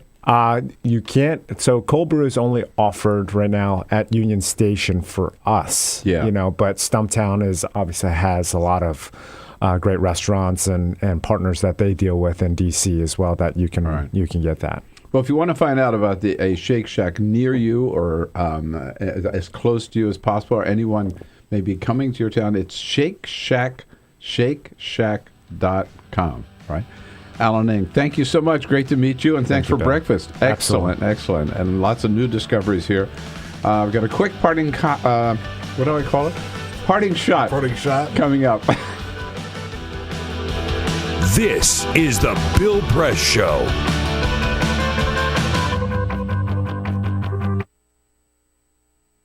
It is possible to read the history of this country as one long struggle to extend the liberties established in our Constitution to everyone in America. In other words, who, according to our laws and culture, gets to be considered a person? The law creates legal personhood, and movements create law and change culture. So, how have the courts passed laws to shape our culture? That history goes way back before Citizens United. 1819, Dartmouth College versus Woodward, Supreme Court case, turned a corporate charter from a government-granted charter to a contract. This ruling gave corporations standing within the Constitution. 1886, Santa Clara County versus Southern Pacific Railroad. Though the court did not rule on corporate personhood, the decision was subsequently cited as a precedent to hold that a private corporation is entitled to the same 14th Amendment rights of due process and equal protection as human beings. This makes it impossible for us to make laws that treat local businesses any differently than giant multinational corporations, even if their business practices are deemed to be harmful to workers, the environment and communities, or if they have a history of violating the law. Hale versus Henkel, 1906. The court granted corporations the Fourth Amendment search and seizure protection. Dodge versus Ford Motor Company, 1919. The Michigan Supreme Court says the business corporation is organized and carried on primarily for the profit of the stockholders. Stockholder primacy is established. The purpose of the corporation, according to the court, is no longer to serve the public good, as it had been. It is now to maximize profit for shareholders above all else. Pennsylvania Coal Company versus Mahon, 1922. Corporations get the Fifth Amendment takings clause, meaning if you pass a regulation that impacts a corporation's ability to make a profit, that is deemed a taking, and they can sue for the right to future profits lost. This creates a chilling effect, and local and state governments become much more hesitant to pass laws in the public interest for fear that corporations can claim loss of potential profits that cities and states will be on the hook to pay. Buckley versus Vallejo, 1976. The Supreme Court rules that spending money to influence elections is protected under the First Amendment, in effect saying that money is speech. Citizens United versus Federal Election Commission, 2010. Today, the Supreme Court of Chief Justice John Roberts declared that because of the alchemy of its 19th century predecessors in deciding that corporations had all the rights of people, any restrictions on how these corporate beings spend their money on political advertising are unconstitutional. The court's ruling threatens to undermine the integrity of elected institutions across the nation. It's a rejection of the common sense of the American people.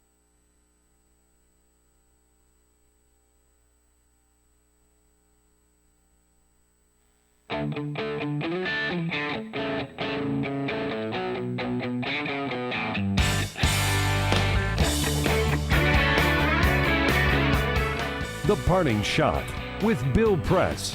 This is the Bill Press Show. I went back to school yesterday. Yep, I realized I didn't know enough about that Iran nuclear deal, so I took a master class. Yeah, forget Bibi, Netanyahu, John Boehner, Mitch McConnell, and all those other know-nothings. I took a master class from the man who knows the Iran deal better than anybody else, Professor Barack Obama. Obama was brilliant and tough yesterday at his news conference. He went through every lame argument made against the Iran deal, and he destroyed every one of them. For example, it's bad for Israel. I understand why Israel's nervous, said Obama, but they'd be a lot worse off if Iran ever had a nuclear weapon.